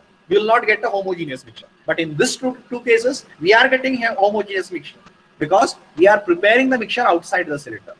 या दोन्ही केसमध्ये सिलेंडरच्या बाहेर आपण mixture तयार करतोय, single point असो किंवा मल्टी पॉइंट असो, बरोबर का. तर या केसमध्ये असो किंवा या केसमध्ये, दॅट इज या केसमध्ये असो, इथं पण मिक्सचर बाहेर तयार करतोय आणि इथं सुद्धा आपण सिलेंडरच्या बाहेरच मिक्सचर तयार करतोय. परंतु GDI मध्ये ज्या वेळेला जातो त्यावेळेला we are directly injecting the mixture to the cylinder. तर इथं आपल्याला होमोजिनियस मिळत नाही, तर हेट्रोजिनियस मिक्सचर. आणि आपण काय म्हणालो, SI engine we require homogeneous mixture, कारण आपण होमोजिनियस मिक्सचर आहे म्हणून आपण त्याला स्पार्क प्लग यूज करून बर्न करणार आहे, बरोबर. मग आपण GDI वापरलं तर तो प्रॉब्लेम हा तयार होतो की इथं होमोजिनियस मिक्सचर तयार होत नाहीये, म्हणून स्पार्क प्लग यूज करून बर्न करायला आपल्याला प्रॉब्लेम येतो. आणि अजून बरेच प्रॉब्लेम आहेत. We will be discussing all this problem in the combustion chapter, okay, in detail. So that was about the port injection. So port injection and throttle body injection. So multi-point. The purpose of this system is to supply air fuel ratio, air fuel mixture to each cylinder of the engine.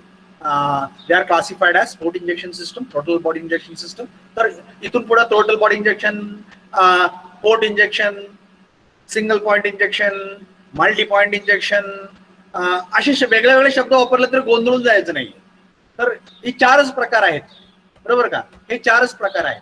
एक carburettor use केलं, हे single point म्हणू किंवा throttle body injection म्हणू, हे multi point injection म्हणू किंवा port injection म्हणू, आणि हे काय आहे GDI किंवा गॅसोलिन डायरेक्ट इंजेक्शन.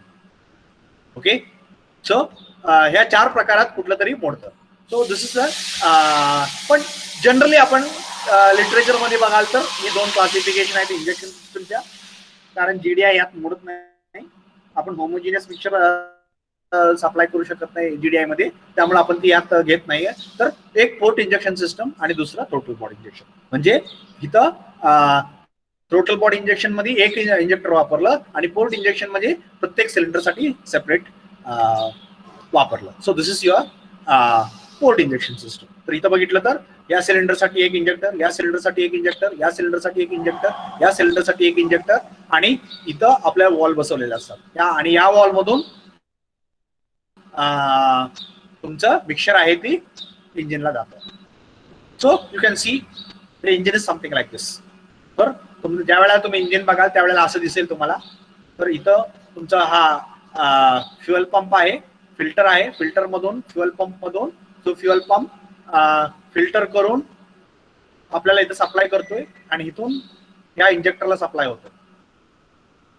इथे दिसतंय तुम्हाला इंजेक्टर्स 1 2 3 4 इंजेक्टरला सप्लाय होतोय आणि त्या इंजेक्टर मधून सप्लाय त्या पोर्ट मध्ये जाते. तर इथं पोर्ट मध्ये डायरेक्ट इंजेक्ट होतोय. So this is a port injection system. Okay. So this is a port injection system. इथे एक इंजेक्टर दिसतो, इथे एक इंजेक्टर दिसतो, इथे एक इंजेक्टर दिसतो, इथे एक injector. So directly we are injected into the port. आणि इथं असलेला वॉल ओपन केला की मग मिक्सचर सिलेंडर मध्ये जाणार. तसंच या सिलेंडरच्या तिथला पोर्ट ओपन केला की त्या सेकंड सिलेंडरला जाणार, इथला पोर्ट ओपन केला की थर्ड, आणि इथला पोर्ट ओपन केला, वॉल ओपन केला की fourth.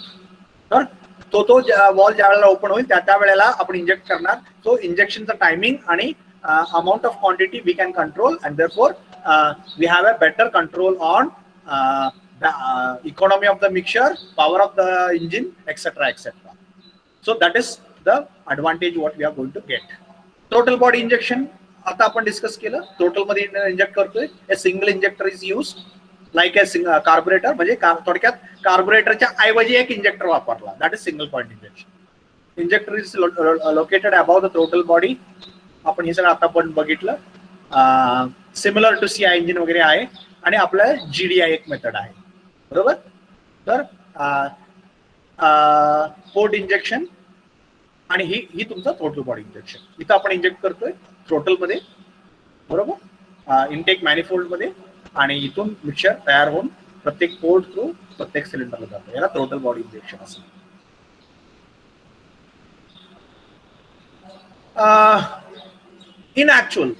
in practical, injection systems are being classified into two basic types. दोन बेसिक टाइप्स मध्ये क्लासिफिकेशन केलं जातं. एक DMPFI आणि एक LMPFI. प्रॅक्टिकली जर तुम्ही इंजेक्शन सिस्टम बद्दल लिटरेचर वाचलं तर तुम्हाला टोटल बॉडी इंजेक्शन किंवा पोर्ट इंजेक्शन हे तर दिसतीलच, परंतु बेसिकली तिथं मॅन्युफॅक्चरिंग पॉइंट ऑफ व्ह्यू आणि कंट्रोल पॉइंट ऑफ व्ह्यू त्याला दोन वेगळं, म्हणजे जसं इंजिनचं क्लासिफिकेशन आपण वेगळ्या वेगळ्या बेसिसवर केलं तसं इथं आपण इंजेक्शन सिस्टमचं क्लासिफिकेशन वेगळ्या वेगळ्या बेसिसवरती करतो. म्हणजे उदाहरणार्थ आपण सुरुवातीला काय म्हणालो, first generation, second generation, third generation, fourth generation on the basis of generation. त्याच्यानंतर where we are injecting the fuel, total body injection, port injection. बरोबर. Then how many injector we are using, single point injection, multi point injection, वेगळं classification. आता इथं अजून एक type on the basis of technology use to control the injection system. Okay, we have D type or DMPFI system. So DMPFI, MPFI stands for multi-point fuel injection system. Okay, DMPFI and LMPFI.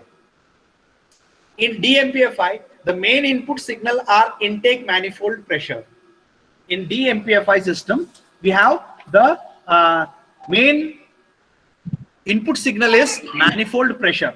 Pressure based injection आपण control करतो. Engine speed and flow volume are ECU to control air fuel ratio. आपण हे कसं करता येईल नंतर बघू.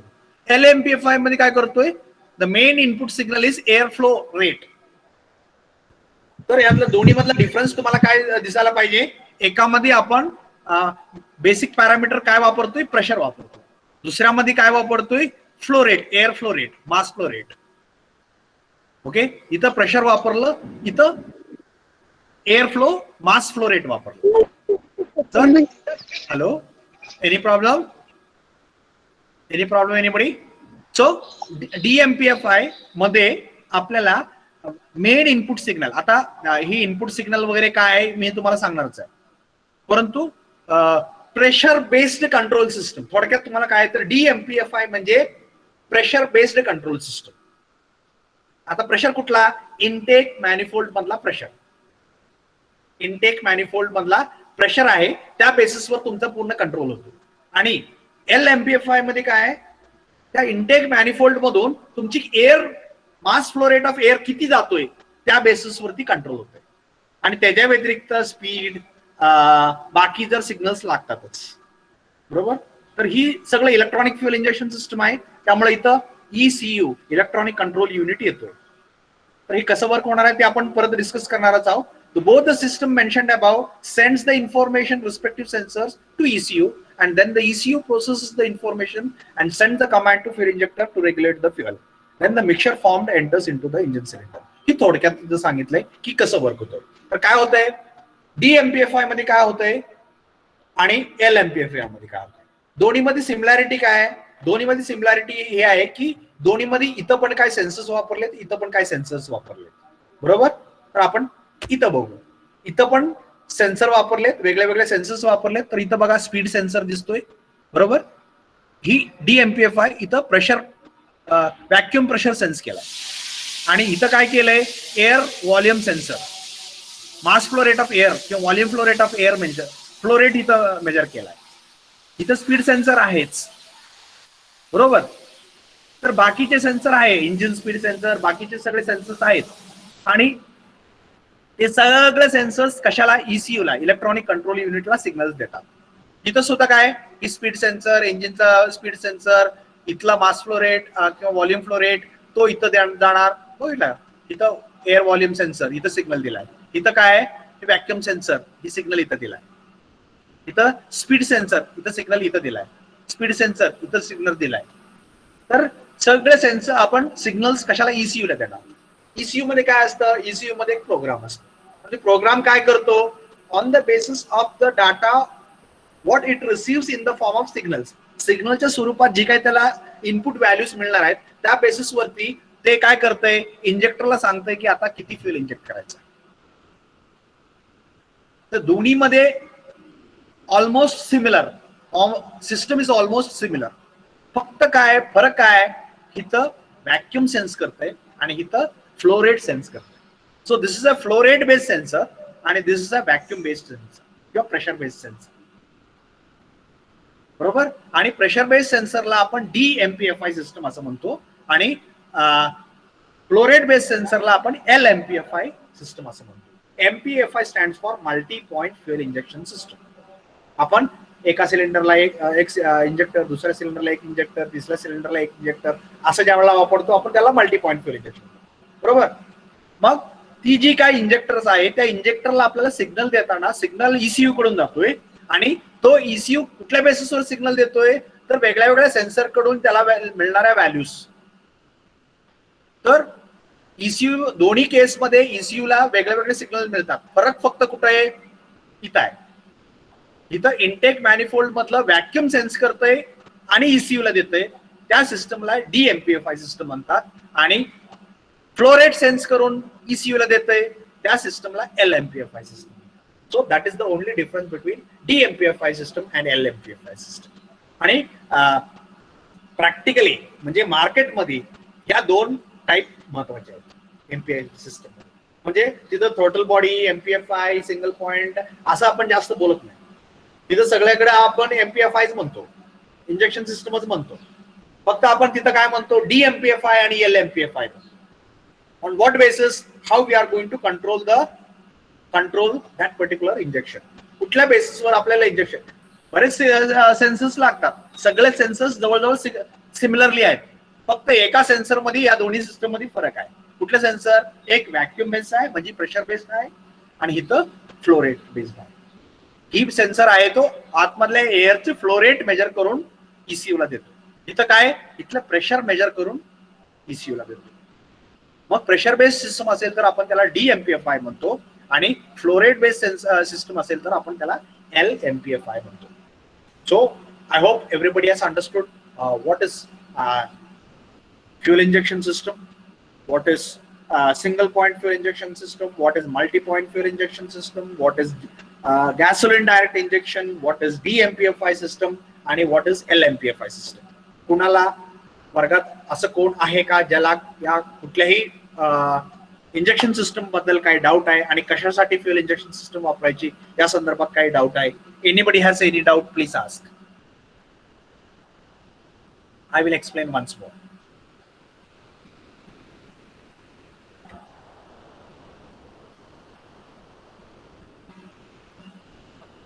बरं ठीक आहे. आपण डाऊट विचारायच्या अगोदर अजून एकदा राहिलेले 3 आपल्या स्लाइड संपूया आणि then we will come back to 2 slides बाकी आहेत. So advantages of petrol injection system. engine require different air fuel ratios at different operating condition. वेगवेगळ्या ऑपरेटिंग कंडिशनला वेगवेगळे एअर फ्युएल मिक्सचर पाहिजे. कुठल्या कुठल्या, like idling, part load operation, acceleration, deceleration, going up a hill, going on a plain road etcetera. This systems satisfy म्हणजे petrol injection system satisfy all condition and provide required air fuel ratio at different conditions and therefore the results of the performance is best. त्यामुळे आपल्याला performance इंजिनचं चांगलं मिळतंय का, वेगळ्या वेगळ्या कंडिशनला ज्या ज्या प्रमाणात एअर फ्युएल मिक्सचरचं रेशो पाहिजे त्या प्रमाणात आपल्याला कंट्रोल करता येतो. There is no venturi in the carburettor. Carburettor मध्ये वेंचुरी नाहीये and there is smooth flow of air. आता वेंचुरी मध्ये काय झालं, वेंचुरी म्हणजे रेस्ट्रिक्शन होतं, आतमध्ये येणाऱ्या पाथमध्ये रेस्ट्रिक्शन होतं, त्यामुळे काय होत होता, प्रेशर ड्रॉप होत होता. प्रेशर म्हणजे आपण आतमध्ये येणाऱ्या समजा एका पाईप मधून काहीतरी गॅस फ्लो होतोय आणि त्याच्यामध्ये आपण जर काहीतरी अडथळा दिला तर प्रेशर काय होणार, प्रेशर लॉस होणार. तसं इथं पण होत होतं. आपण प्रेशर तयार करण्यासाठी आपण सक्शन तयार केलं, इंजिनचं सक्शन आहे बरोबर. इंजिन वरनं टीडीसी पासून बीडीसी कडे मूव्ह केला, कशासाठी, सक्शन तयार करण्यासाठी. आणि ती सक्शन कुठे लॉस होतंय, वेंचुरी वापरल्यामुळे होतंय, कारण त्या पॅसेज मध्ये आपण एक ऑब्स्ट्रक्शन दिलं बरोबर. तर ती इथं नसल्यामुळं इनडायरेक्टली आपण परफॉर्मन्स अजून वाढला. So volumetric efficiency also increases. का, थोडक्या वेळात जास्त प्रमाणात एअर घेऊ शकतो, कारण आपण कुठल्याही ऑब्स्ट्रक्शन टाकलं नाही, फ्लो पाथ मध्ये कुठलाही ऑब्स्ट्रक्शन टाकलेलं नाही. आता एक डायरेक्टली पाईप घेतोय आणि त्यातून एअर फ्लो करतोय आणि जाता जाता त्यात आपण फक्त एक फ्युएल इंजेक्ट करतो, आपण ते कुठलाही ऑब्स्ट्रक्शन टाकलेलं नाही. त्यामुळं एअर कॅन फ्लो स्मूथली आणि त्यामुळं volumetric efficiency of the engine increases. What is volumetric efficiency? Volumetric efficiency म्हणजे how much we are going to fill the engine in the available time. बरोबर. सक्शनचं वॉल ओपन असताना, intake valve open असताना एक ठराविक वेळ ओपन असणार आहे बरोबर का. तर तेवढ्या वेळात आपल्याला जे काय भरायचंय ते भरायचंय. मग आपण कमी प्रेशर दिलं तर कमी भरणार आणि जास्त प्रेशर दिलं तर जास्त भरणार. इथं आपण जास्त प्रेशर देऊ शकतो बरोबर, कारण आपल्याला ऑब्स्ट्रक्शन नाहीये. परंतु कार्बोरेटर वापरलं तर ऑब्स्ट्रक्शन येतंय, कारण मध्ये एक चोक आहे, मध्ये एक थ्रोटल आहे, मध्ये एक वेंचुरी आहे, हे सगळं ऑब्स्ट्रक्शन आहेत मध्ये, आणि त्यामुळं सक्शन कमी प्रमाणात होतंय. म्हणजे एअर फ्लो रेट आहे तो कमी होतो प्रेशर ड्रॉप झाल्यामुळे.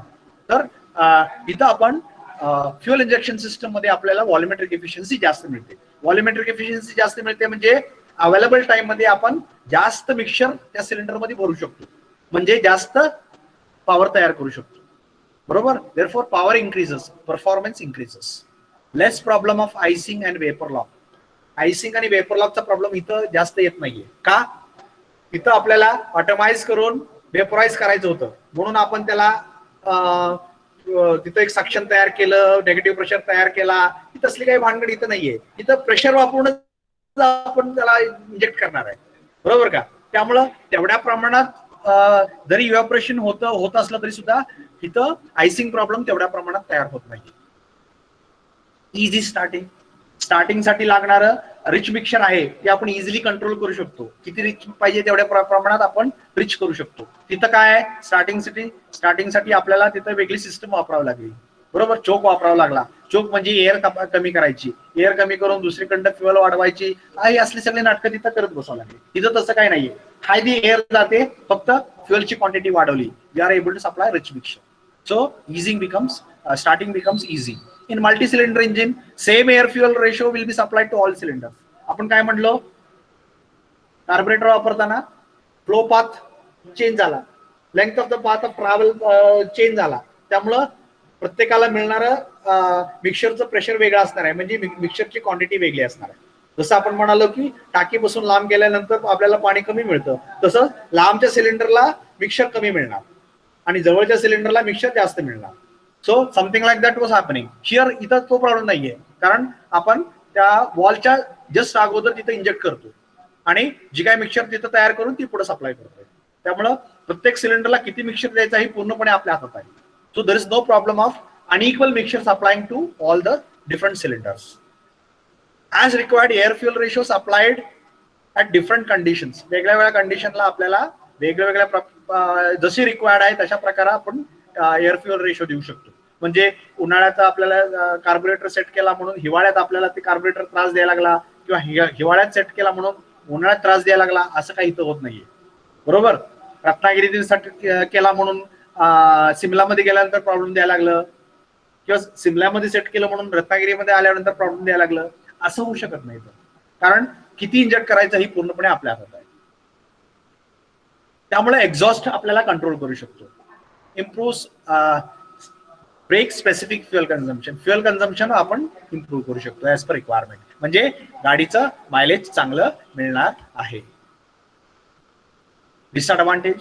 ॲडव्हान्टेजेस आहेत, त्याच्याबरोबर डिसएडव्हान्टेज काय, हाय इनिशियल कॉस्ट, हे इंजेक्टर पंप ह्या सगळ्या गोष्टी खूप टेक्नॉलॉजिकली ॲडव्हान्स असल्यामुळं त्याचं कॉस्ट जास्त आहे.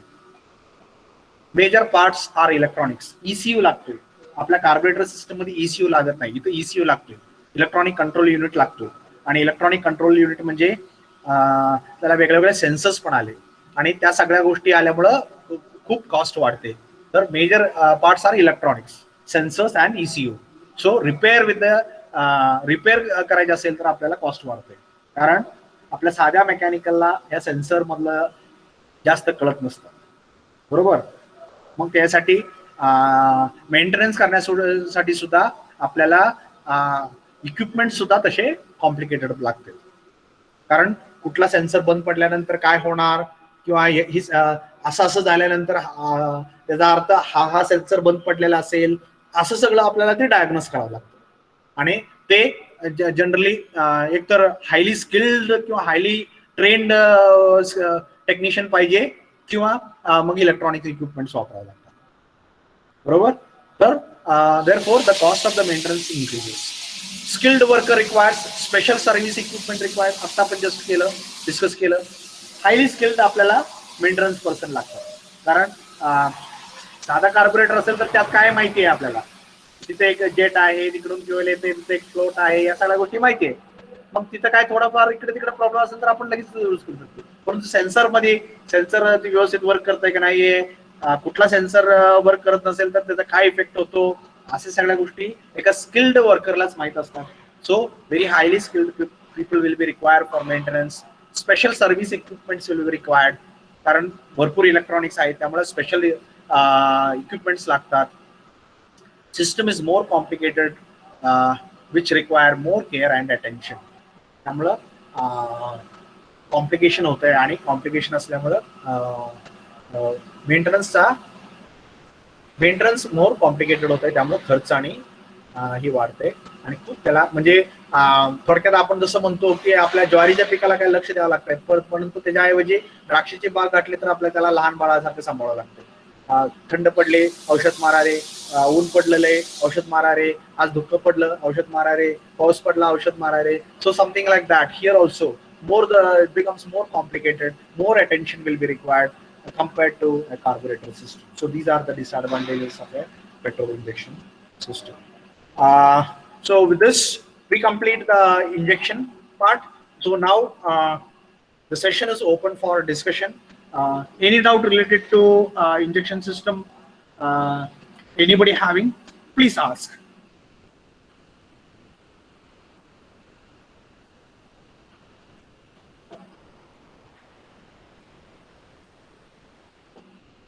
Anybody having any doubt?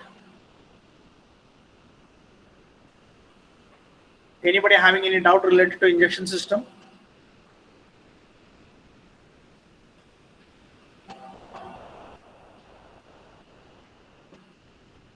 Anybody having any doubt?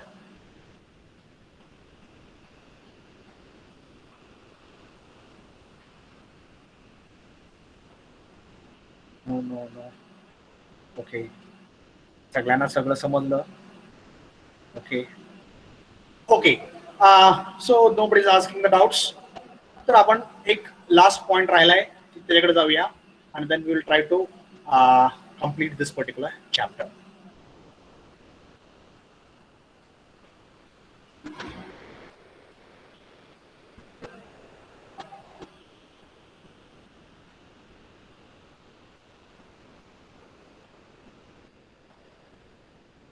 तर आपल्याला हे वेगवेगळ्या मिक्सर रिक्वायरमेंट माहिती आहे. परंतु आता प्रश्न आहे की calculation of air fuel ratio.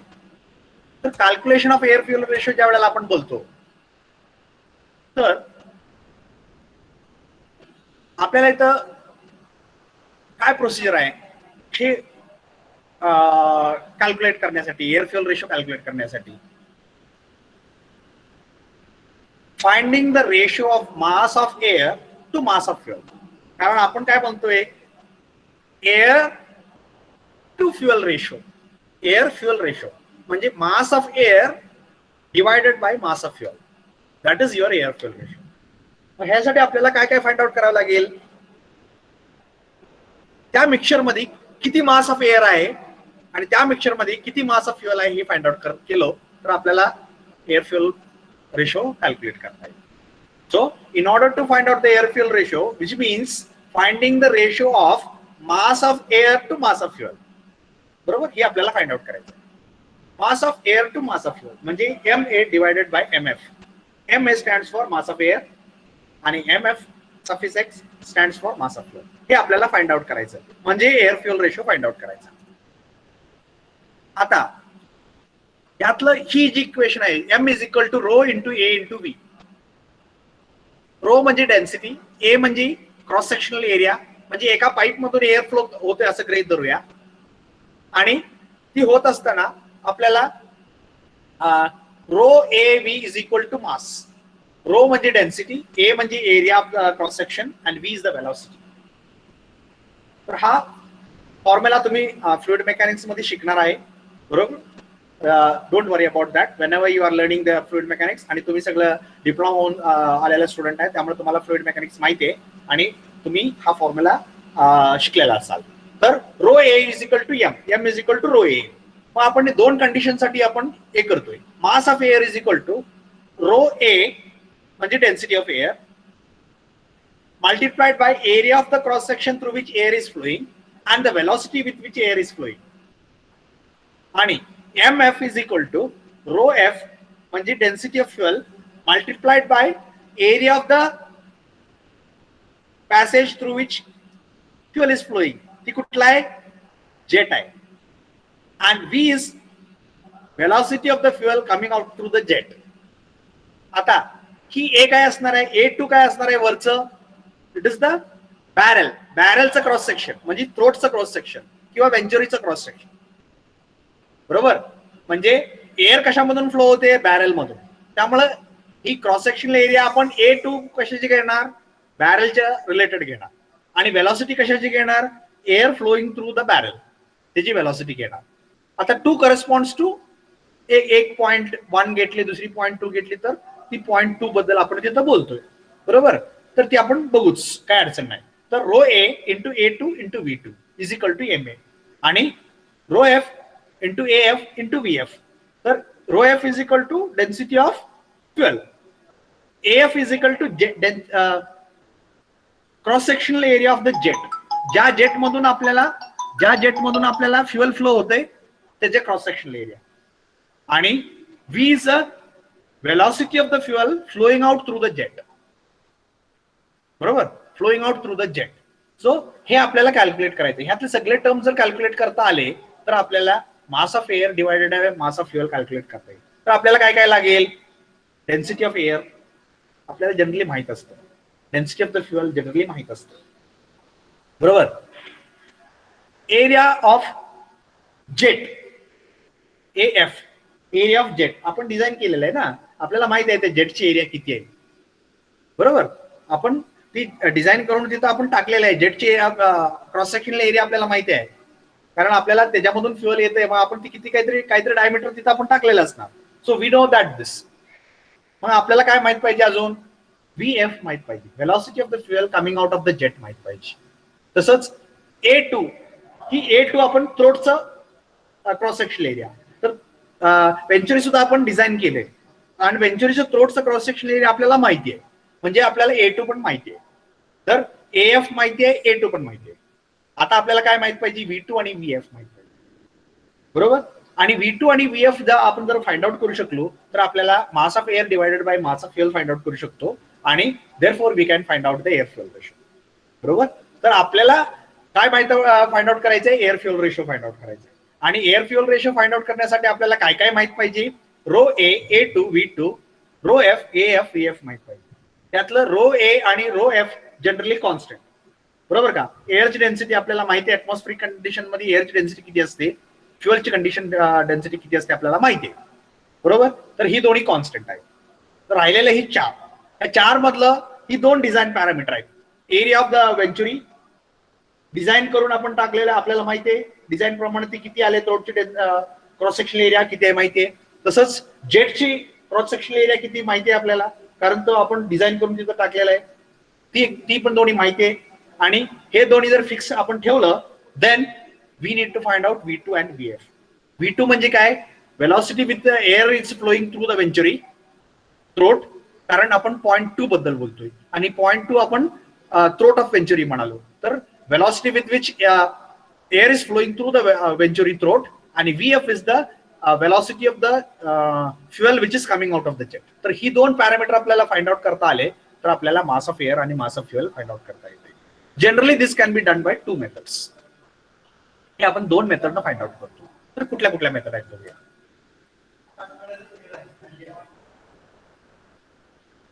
तर फ्लुइड मेकॅनिक्स मध्ये तुम्ही जर शिकलेले असाल तर using better go to this. Okay,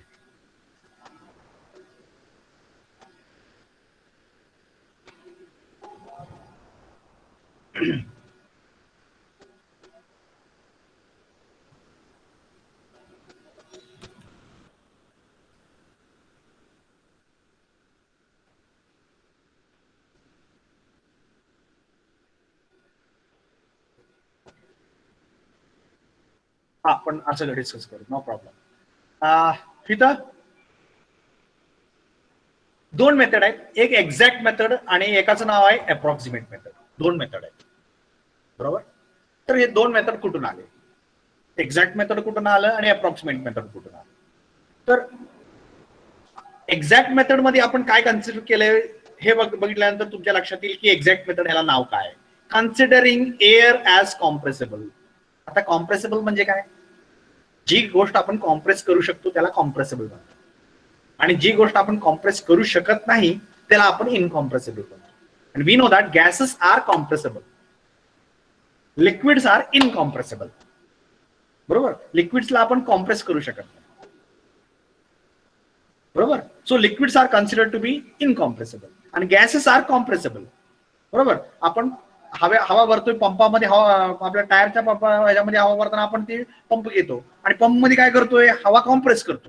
मग हवा कॉम्प्रेस केल्यामुळे त्याचं प्रेशर वाढलं आणि त्यामुळे त्या पुंगळीमधून हवा टायर मध्ये गेली, तिथला वॉल्व ओपन होऊन. So we are compressing it. So air is compressible. So we are considering in exact method we are considering air as compressible and in approximate method we are considering air as incompressible. We are considering air as incompressible. So here we consider air as compressible, here we consider air as incompressible.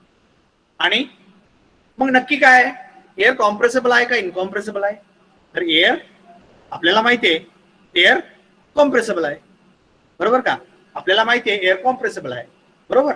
तर कॉम्प्रेसेबल आहे, खरोखर कॉम्प्रेसेबल आहे म्हणून त्याला आपण exact method नाव देतो.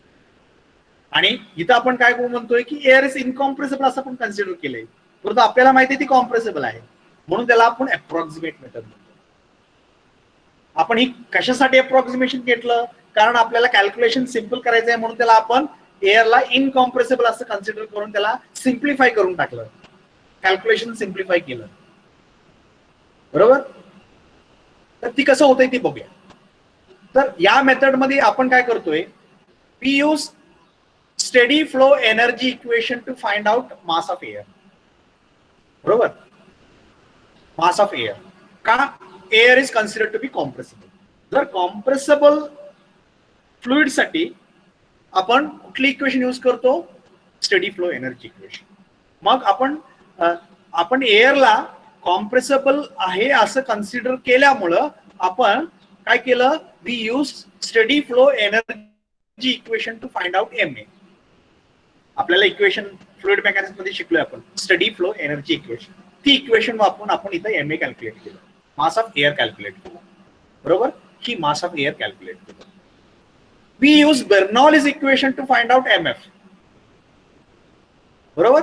आपण कुठलं इक्वेशन वापरलं, बर्नॉलिस इक्वेशन वापरलं कशासाठी, MF. कारण आपण इनकॉम्प्रेसेबल फ्लुइड साठी बर्नॉलिस इक्वेशन वापरतो, तर कॉम्प्रेसेबल फ्लुइड साठी स्टेडी फ्लो एनर्जी इक्वेशन वापरतो, इनकॉम्प्रेसेबल फ्लो साठी आपण बर्नॉलिस इक्वेशन वापरतो. मग आपण इथं एअरला कॉम्प्रेसेबल कन्सिडर केल्यामुळं आपण स्टेडी फ्लो एनर्जी इक्वेशन वापरलं आणि बर्नॉलिस इक्वेशन फ्लुइड साठी का वापरलं, कारण ती इनकॉम्प्रेसेबल आहे, कॉम्प्रेसेबल नाहीये, बरोबर. तर MA फाइंड करायसाठी स्टेडी फ्लो एनर्जी इक्वेशन आणि MF फाइंड करायसाठी आपल्याला बर्नॉलिस इक्वेशन वापरलं आणि मग we find out MA divided by MF. मग आपण हे फाइंड आउट केलं आणि त्याचा रेशो फाइंड आउट केल्यानंतर आपल्याला जो रेशो मिळाला that is what you call as air fuel ratio by exact method. Exact method. आता एक्झॅक्ट का?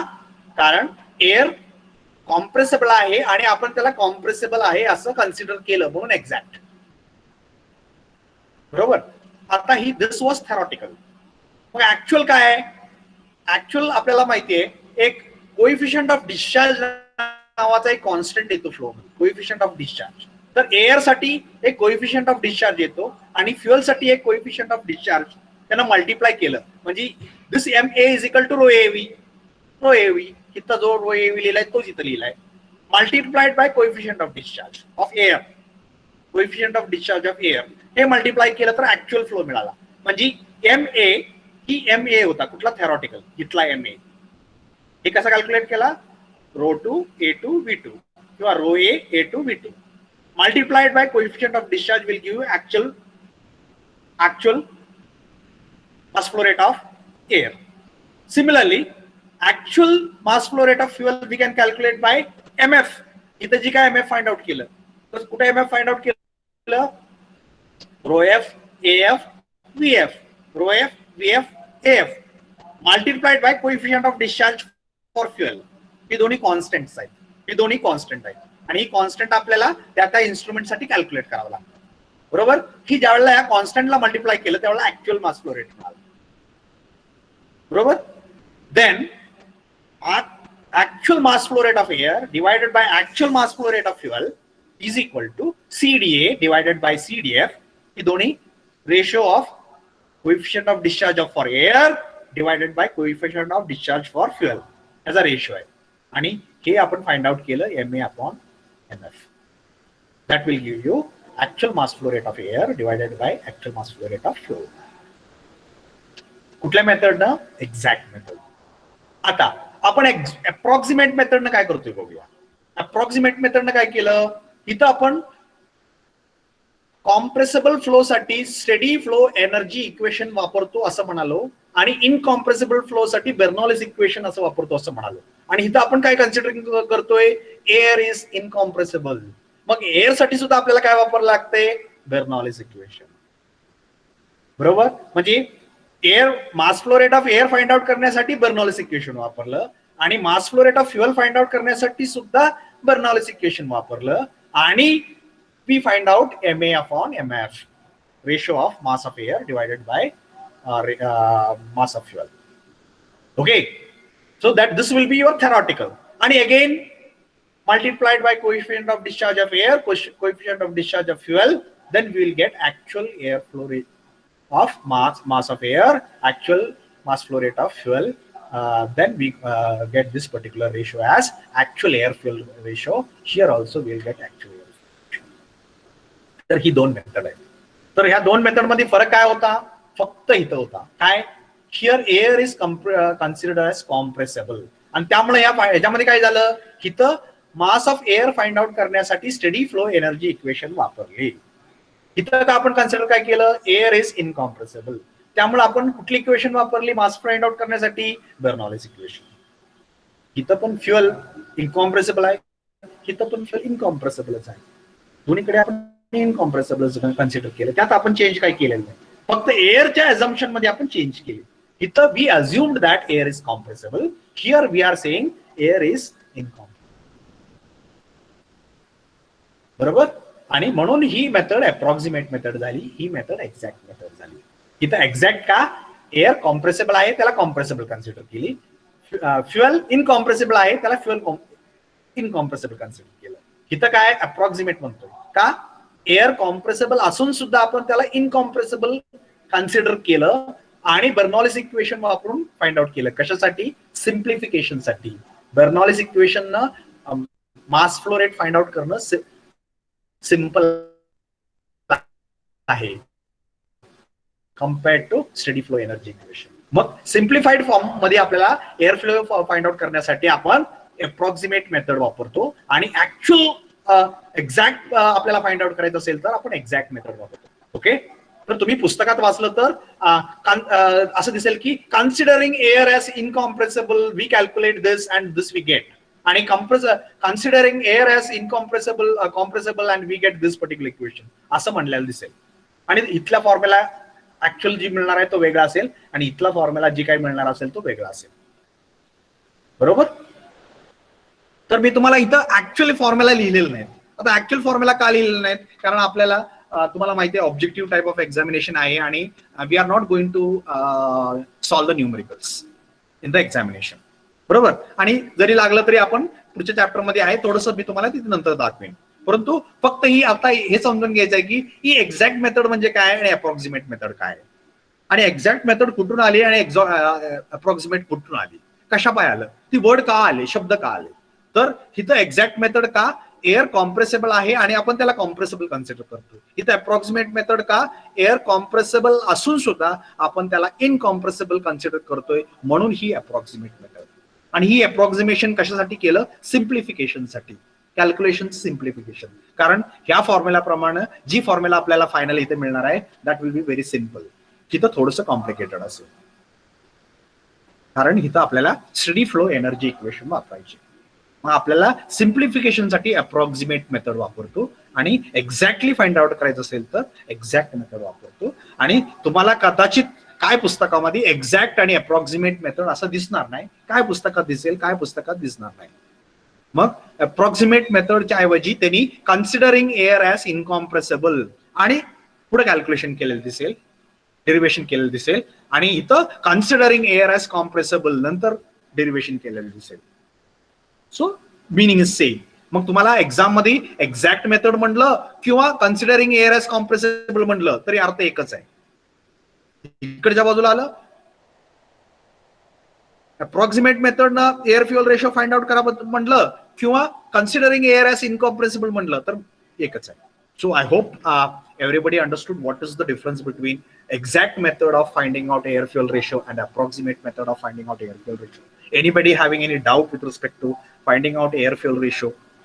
आणि इथे येणारा फॉर्म्युला हा फायनल फॉर्म्युला हा वेगळा असणार आहे, जी थोडासा कॉम्प्लिकेटेड असणार आहे, आणि इथं असणार आहे तो एकदम सिंपल असणार आहे. बरोबर. कदाचित मी न्यूमेरिकल सॉल्व्ह करायच्या वेळेला ऍक्च्युली आहे माझ्याकडे एक पीपीटी आहे त्याची, मी पाहिजे तर तुम्हाला ते डेरिव्हेशन पार्ट तुम्हाला जस्ट दाखवतो. Just we will have a glimpse of it.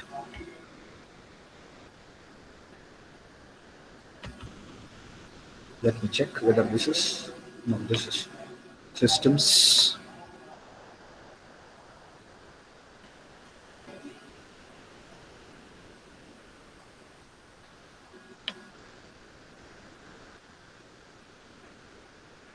Okay, here. इथं हे फाइंड आउट केले. So mass of air find out केले. इथं हे प्रोसिजर स्टेप बाय स्टेप दाखवले, आणि फायनली अप्रॉक्सिमेट मेथड मध्ये हा फॉर्म्युला मिळतोय तुम्हाला. अप्रॉक्सिमेट मेथड मध्ये, सॉरी एक्झॅक्ट मेथड मध्ये, सुरुवातीचा पहिला मेथड लेफ्ट साइडला जी दाखवला होता त्या मेथड मध्ये ही फॉर्म्युला मिळतोय. आणि considering fuel is incompressible we have this. इथं बघा थेरॉटिकल मास फ्लो रेट हे मिळतोय, कोएफिशियंट ऑफ डिस्चार्ज ने मल्टिप्लाय केल्यानंतर ऍक्च्युअल मिळतोय, हे तुम्हाला इथं सांगितलंय.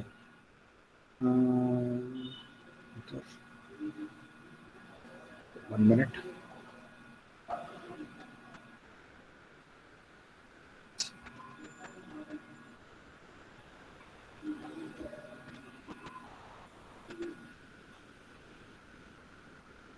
Okay.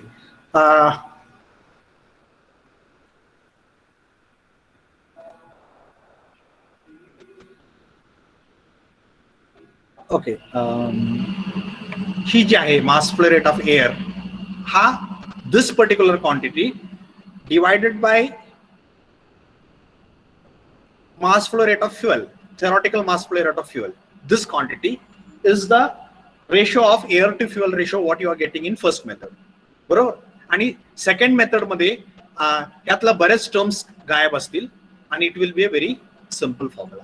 Okay, I think I have not included in this.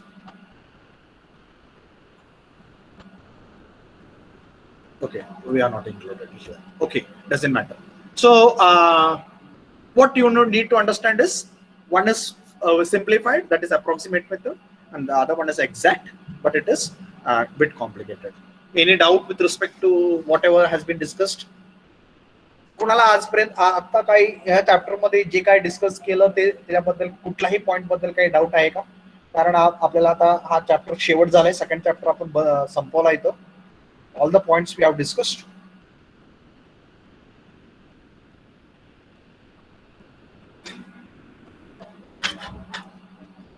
So, any doubt with respect to any point? No, sir. All the points understood, starting from air fuel mixture, requirement of air fuel mixture, what are the different types of mixture, stoichiometric mixture, lean mixture, rich mixture, different conditions requiring different mixtures. We have a simple carburetor, problem with the simple carburetor, limitations of simple carburetor, how to overcome the simple limitations of simple carburetor. We have choke system, we have idle system, we have compensating systems, and we have acceleration system, we have so many system, economizer system, and so on. We have different types of carburetor, SU carburetor, Solex carburetor, Zenith carburetor, and so on. Then we have classification of carburetors. Then we have finally coming to calculation of the actual air fuel ratio by actual method and approximate method. Okay, and the recent trend in fuel supply system in SI engine, that is MPFI, that is multi-point fuel injection system, where we discussed 4 evolutions, that is initially by carburetor, then by throttle injection, then we have port injection, and then we have gasoline direct injection. Okay, and when we talk of injection system, presently it is MPFI, that is multi-point fuel injection, where one injector will be used for every cylinder, and what is done is some signals will be taken from with the help of some sensors, and that will give to the ECU. ECU will calculate how much fuel is supposed to be injected, and that will be injected into the combustion chamber, and therefore we will get so many advantages of MPFI, whatever we have discussed now. So once again, any doubt?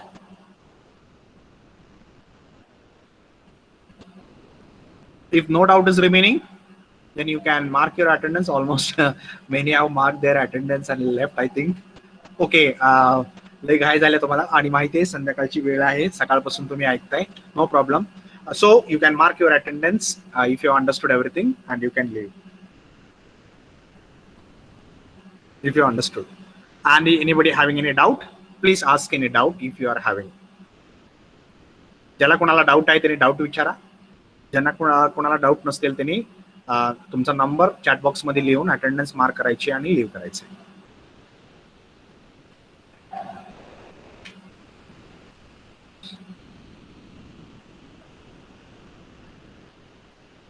Any doubt? Anybody having?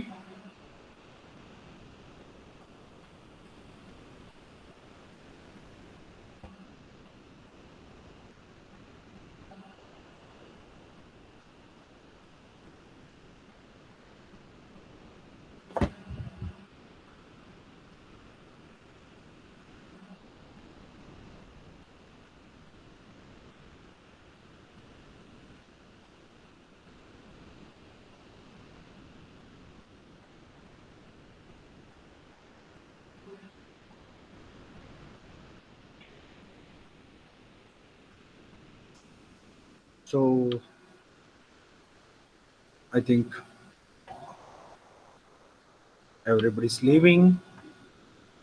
So presuming that everybody has understood everything, we will conclude today's lecture,